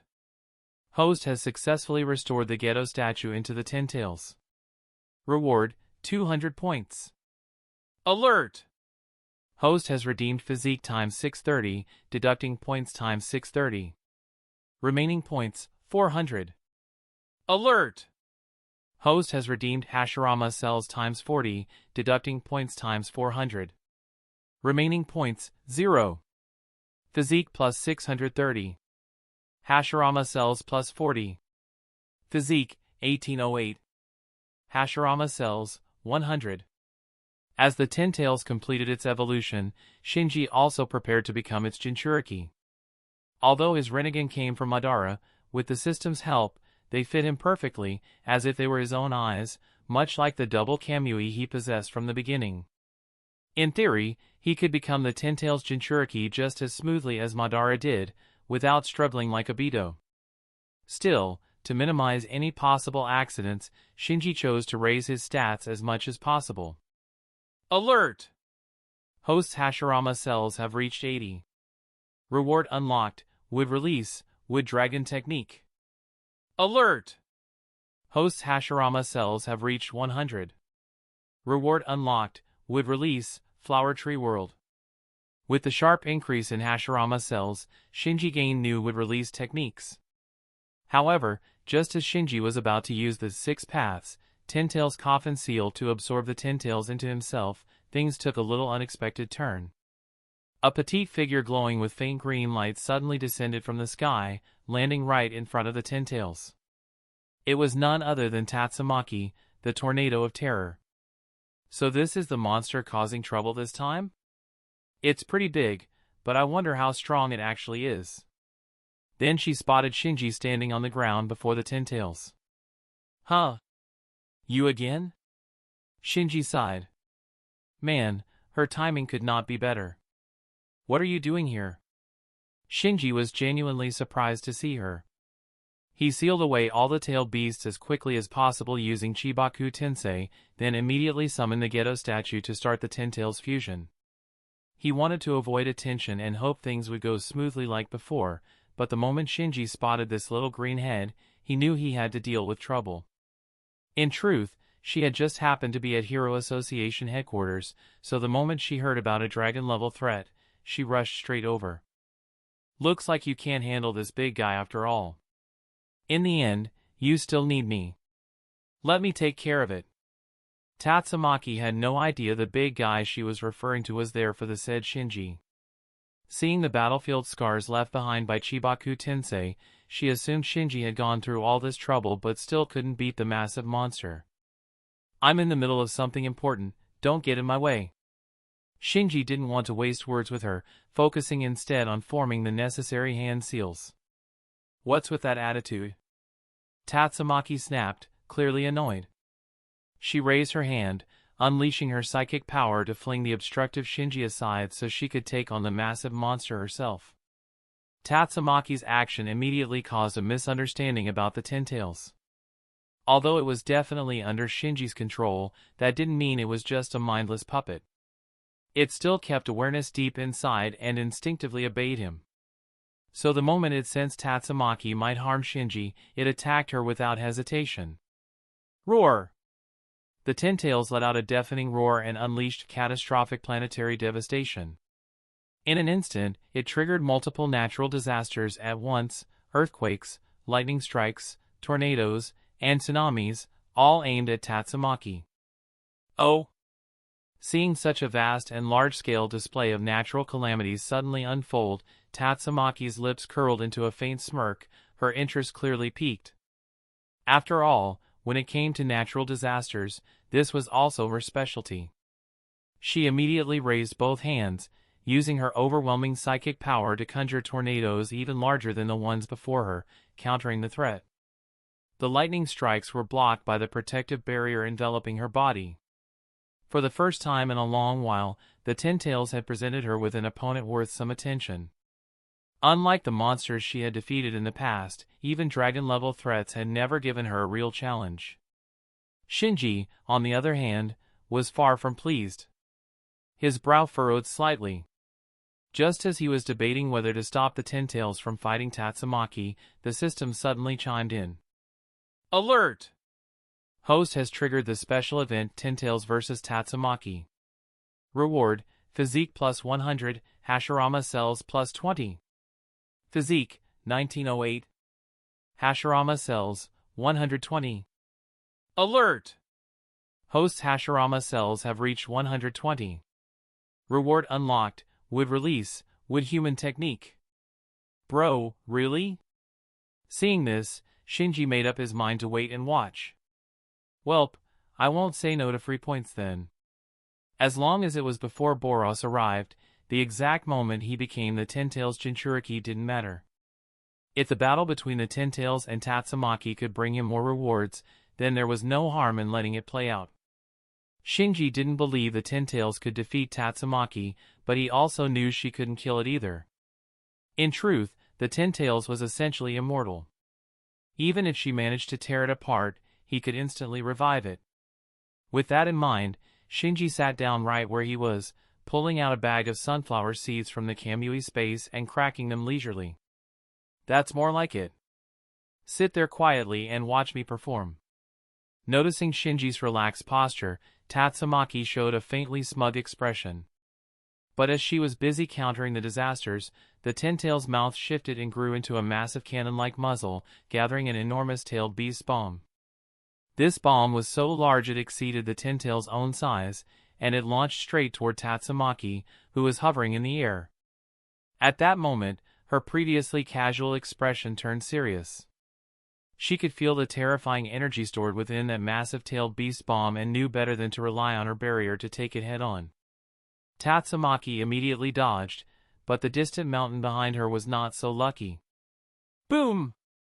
The explosion was like a nuclear blast, no, far beyond one.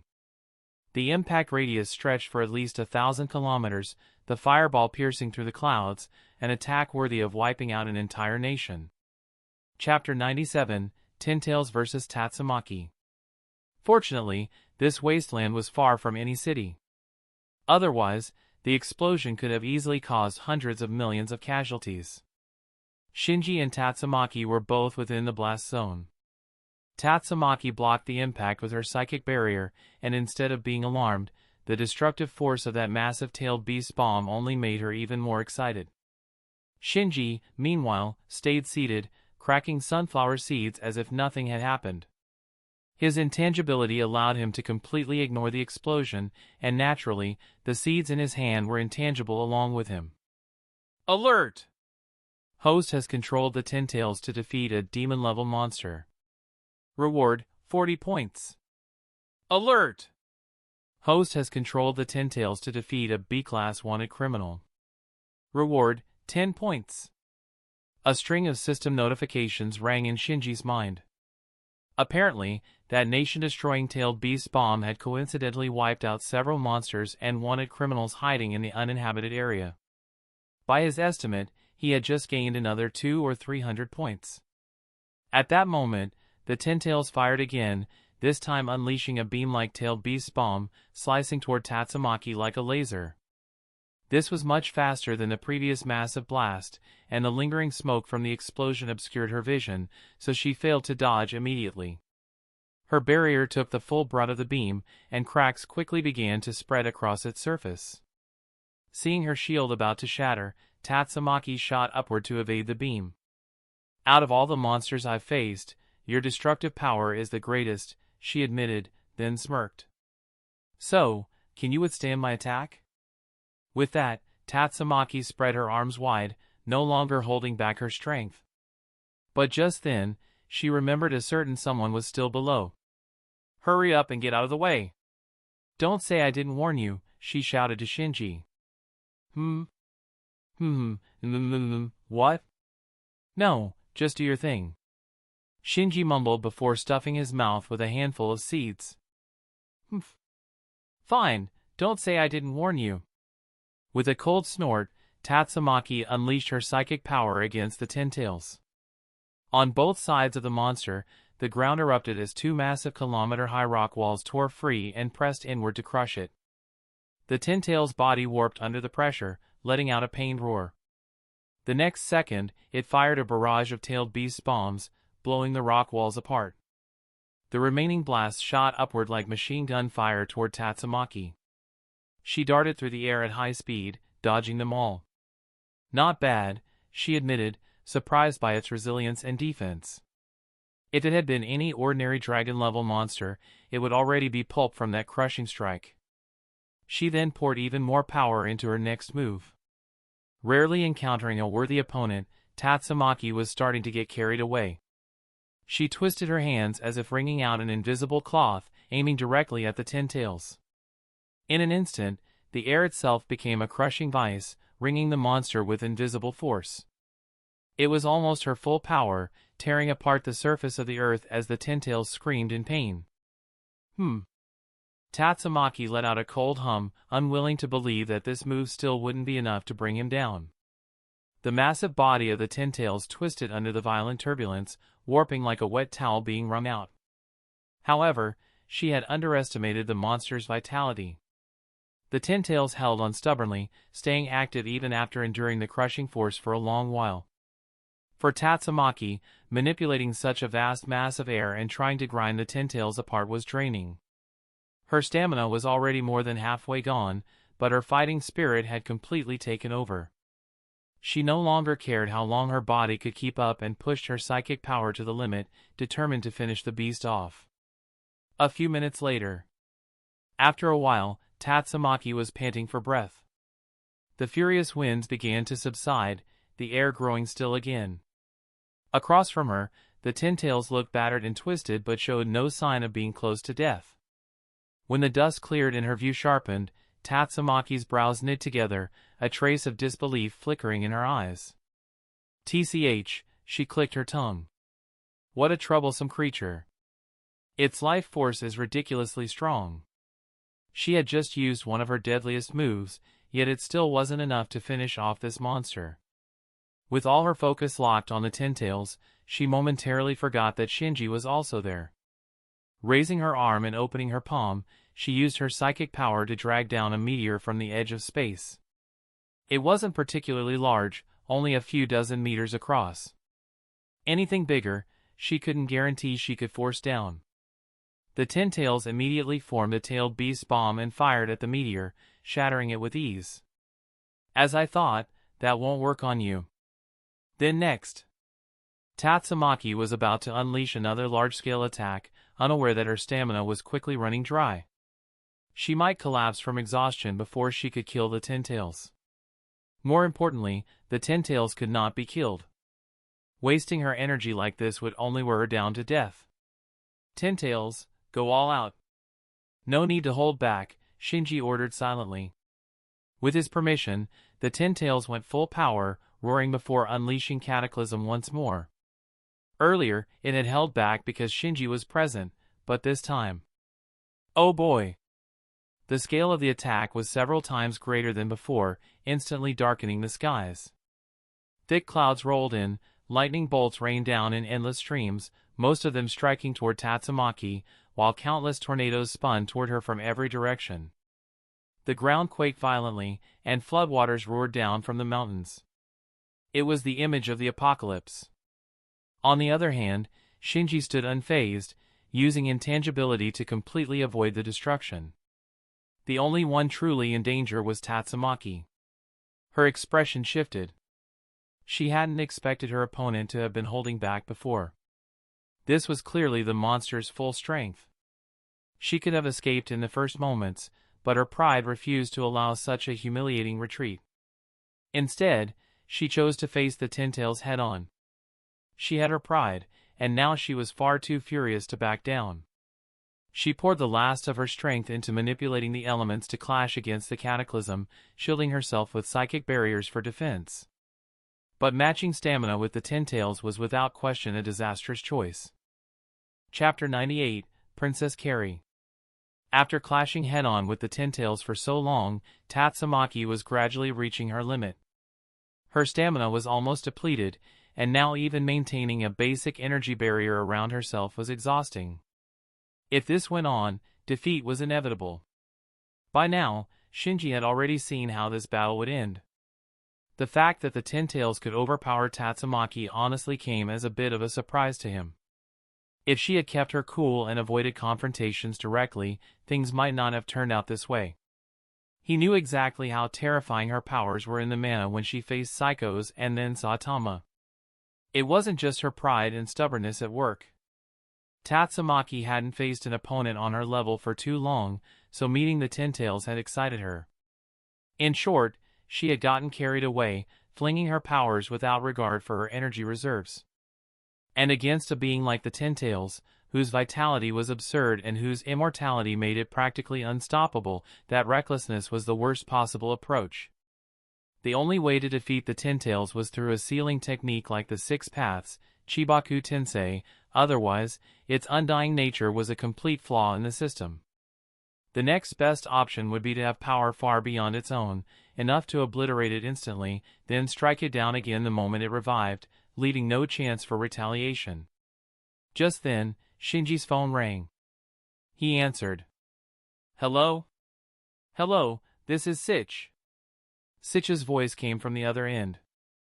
"Mr. Kamui, it seems that Tornado of Terror is locked in a fierce fight with some very powerful monster. Could I ask you to assist her?" He knew Shinji was among the fastest in the Hero Association, something proven back during the Sea Folks invasion. Before Shinji could reply, Sitch quickly continued. "We had planned to hold an S-Class hero meeting today, but now a dragon-level threat has appeared. Miss Tatsumaki is already in a tough battle. If possible, I think we should avoid postponing the meeting." Shinji stayed silent for a moment, as if recalling something. "Okay, I understand." That was all he said before hanging up. If today was the day of the S-Class meeting, then it was also the day Boros and his dark matter thieves were scheduled to arrive on Earth. He had no time to waste clashing with Tatsumaki. Conveniently, Tatsumaki was on the verge of collapse.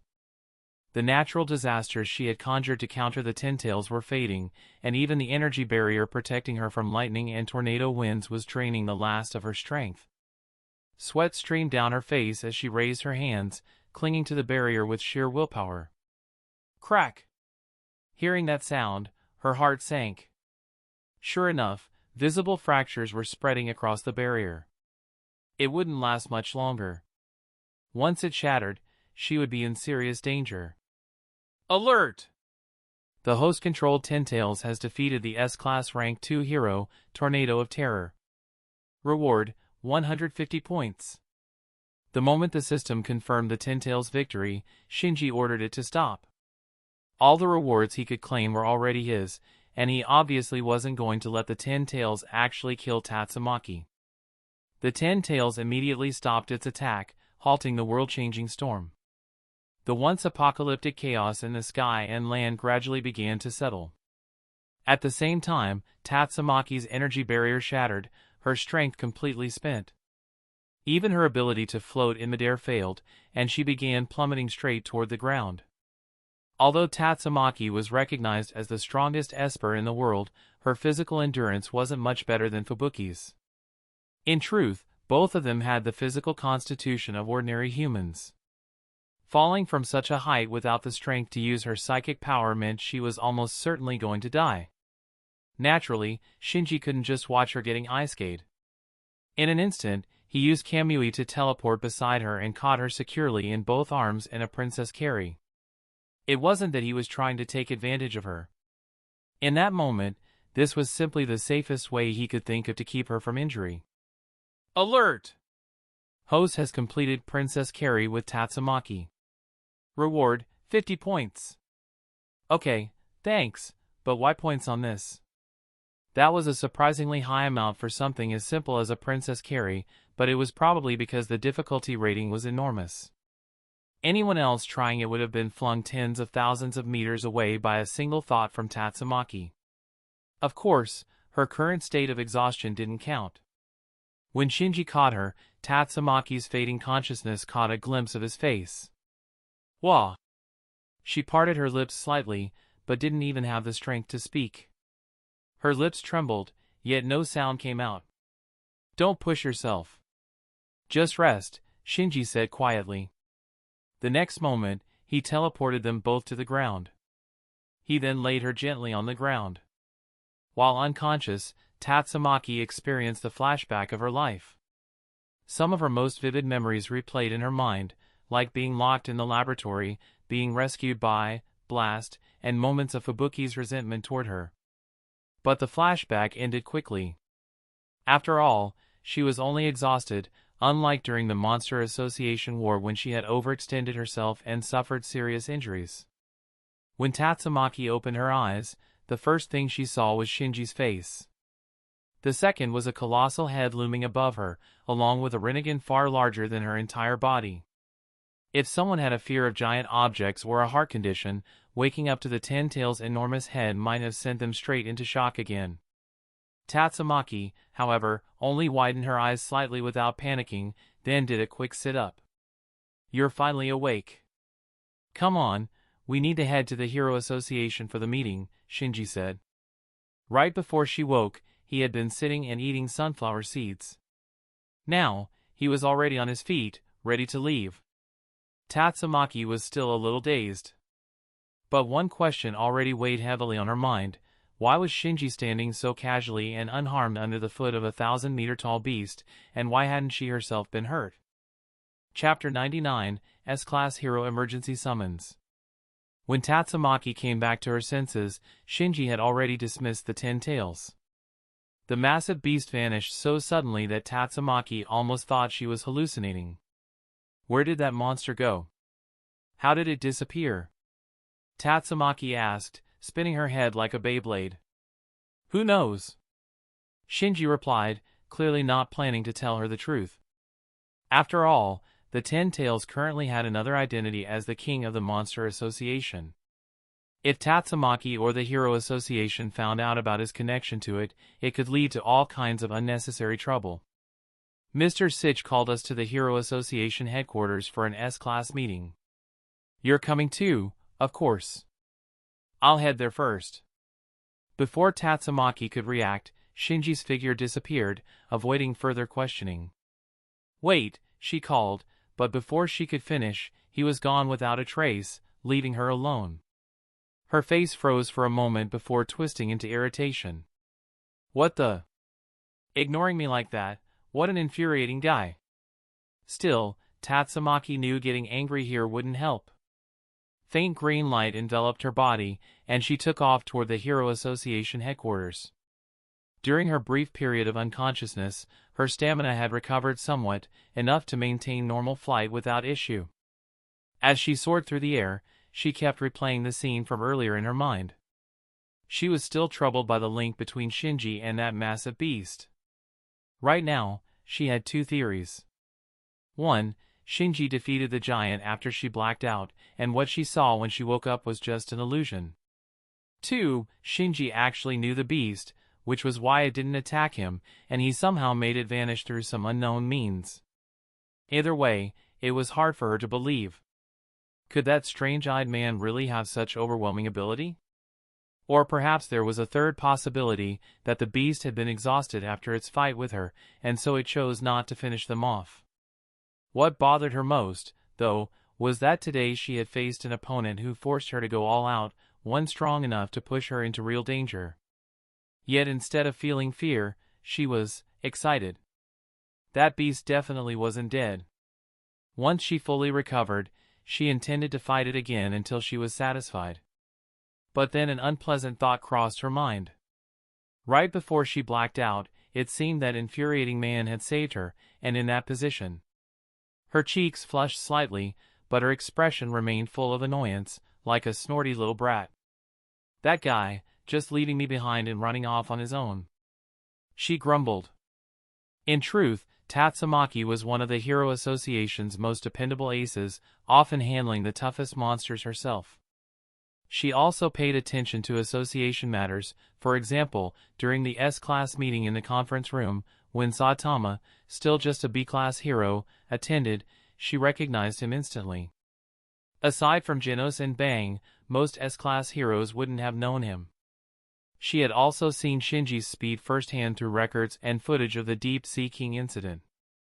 So knowing full well how fast he was, she couldn't help but be annoyed that he left her behind instead of bringing her along. Before long, Tatsumaki reached the Hero Association headquarters in City A. Shinji had already arrived and ran into Genos and the others in the entrance hall.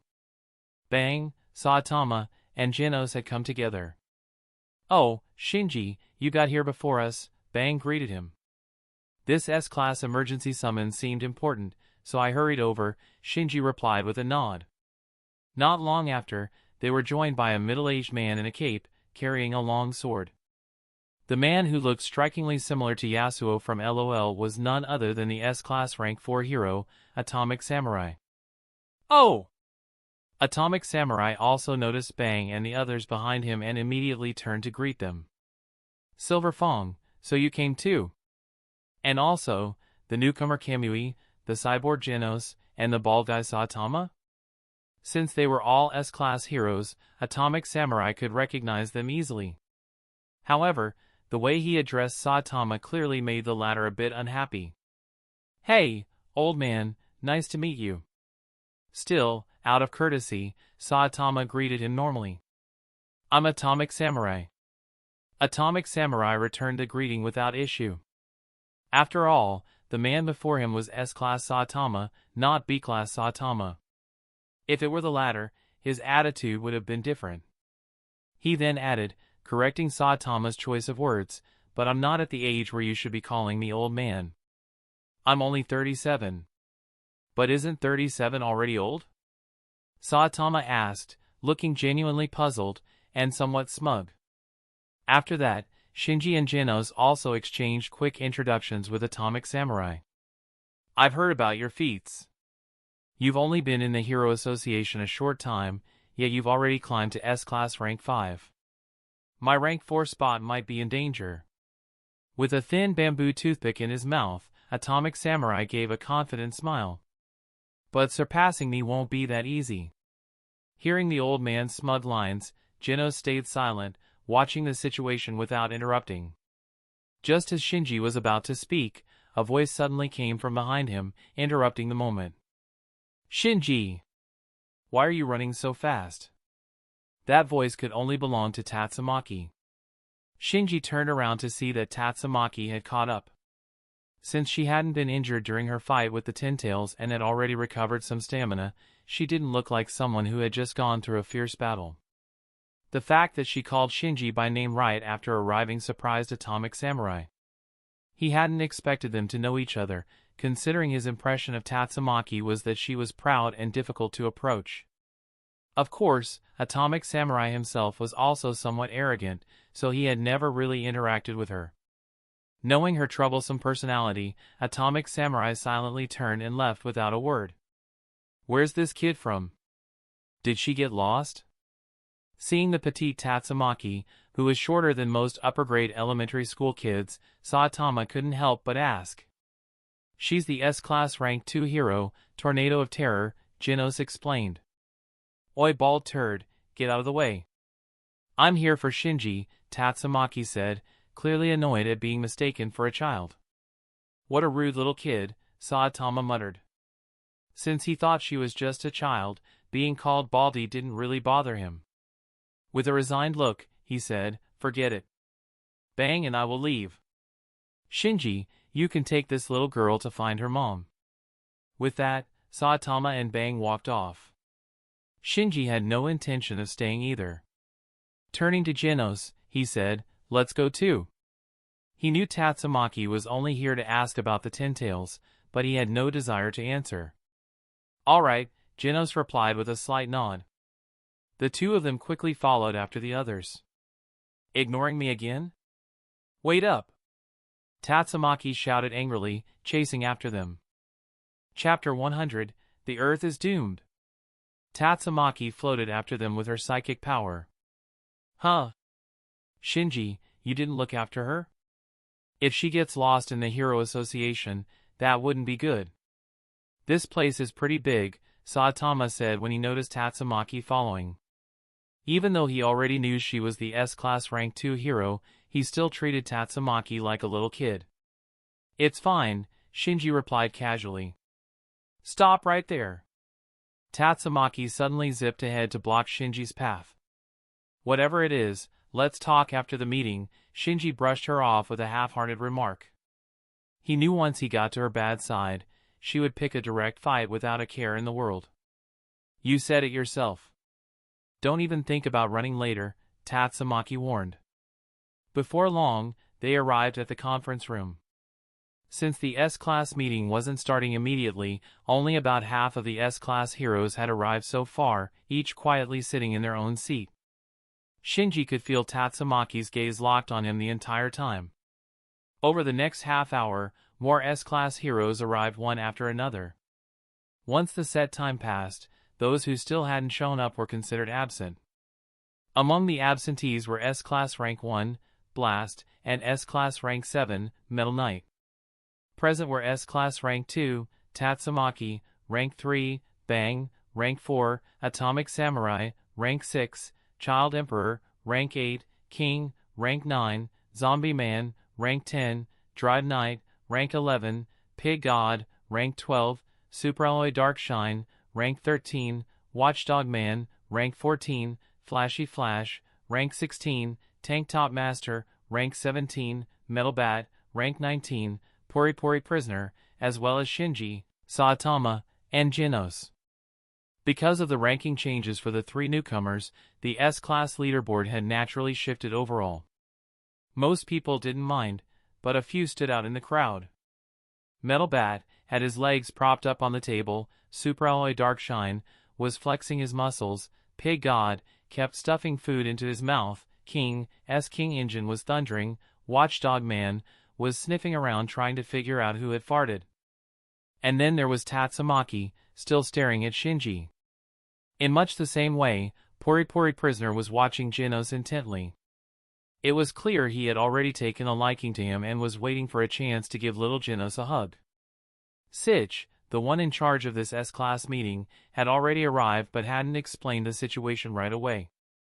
Everyone who's supposed to be here should be here by now. So, what's this emergency meeting about? Bang finally asked. No idea. We've been waiting all this time, and no one's told us anything, Tatsumaki complained, still looking at Shinji. Excuse me, do you have tea? Saitama chimed in when someone finally spoke. A small robot quickly rolled over to serve him a cup. I'm Sitch, in charge of today's briefing. Since we don't know the whereabouts of Blast and Metal Knight, and we can't contact them, there's no point in waiting any longer. The emergency meeting will begin now. Sitch finally started explaining the situation. He placed both hands on the table, his expression grave. I'll get straight to the point. The reason I called you here today is because I want you to protect Earth. Even though all of you are S-class heroes standing at the top of the hero world, there's a chance you could lose your lives in this incident. So we're giving you a choice. If you withdraw now, you can still keep your S-class title. But if you choose to listen to what I'm about to say, then you can't leave. Until the matter is over, you'll be placed under house arrest to prevent the news from leaking and causing public panic. Is that clear? He began by laying out the ground rules for everyone. Hey, so basically, you've got something huge to tell us, right?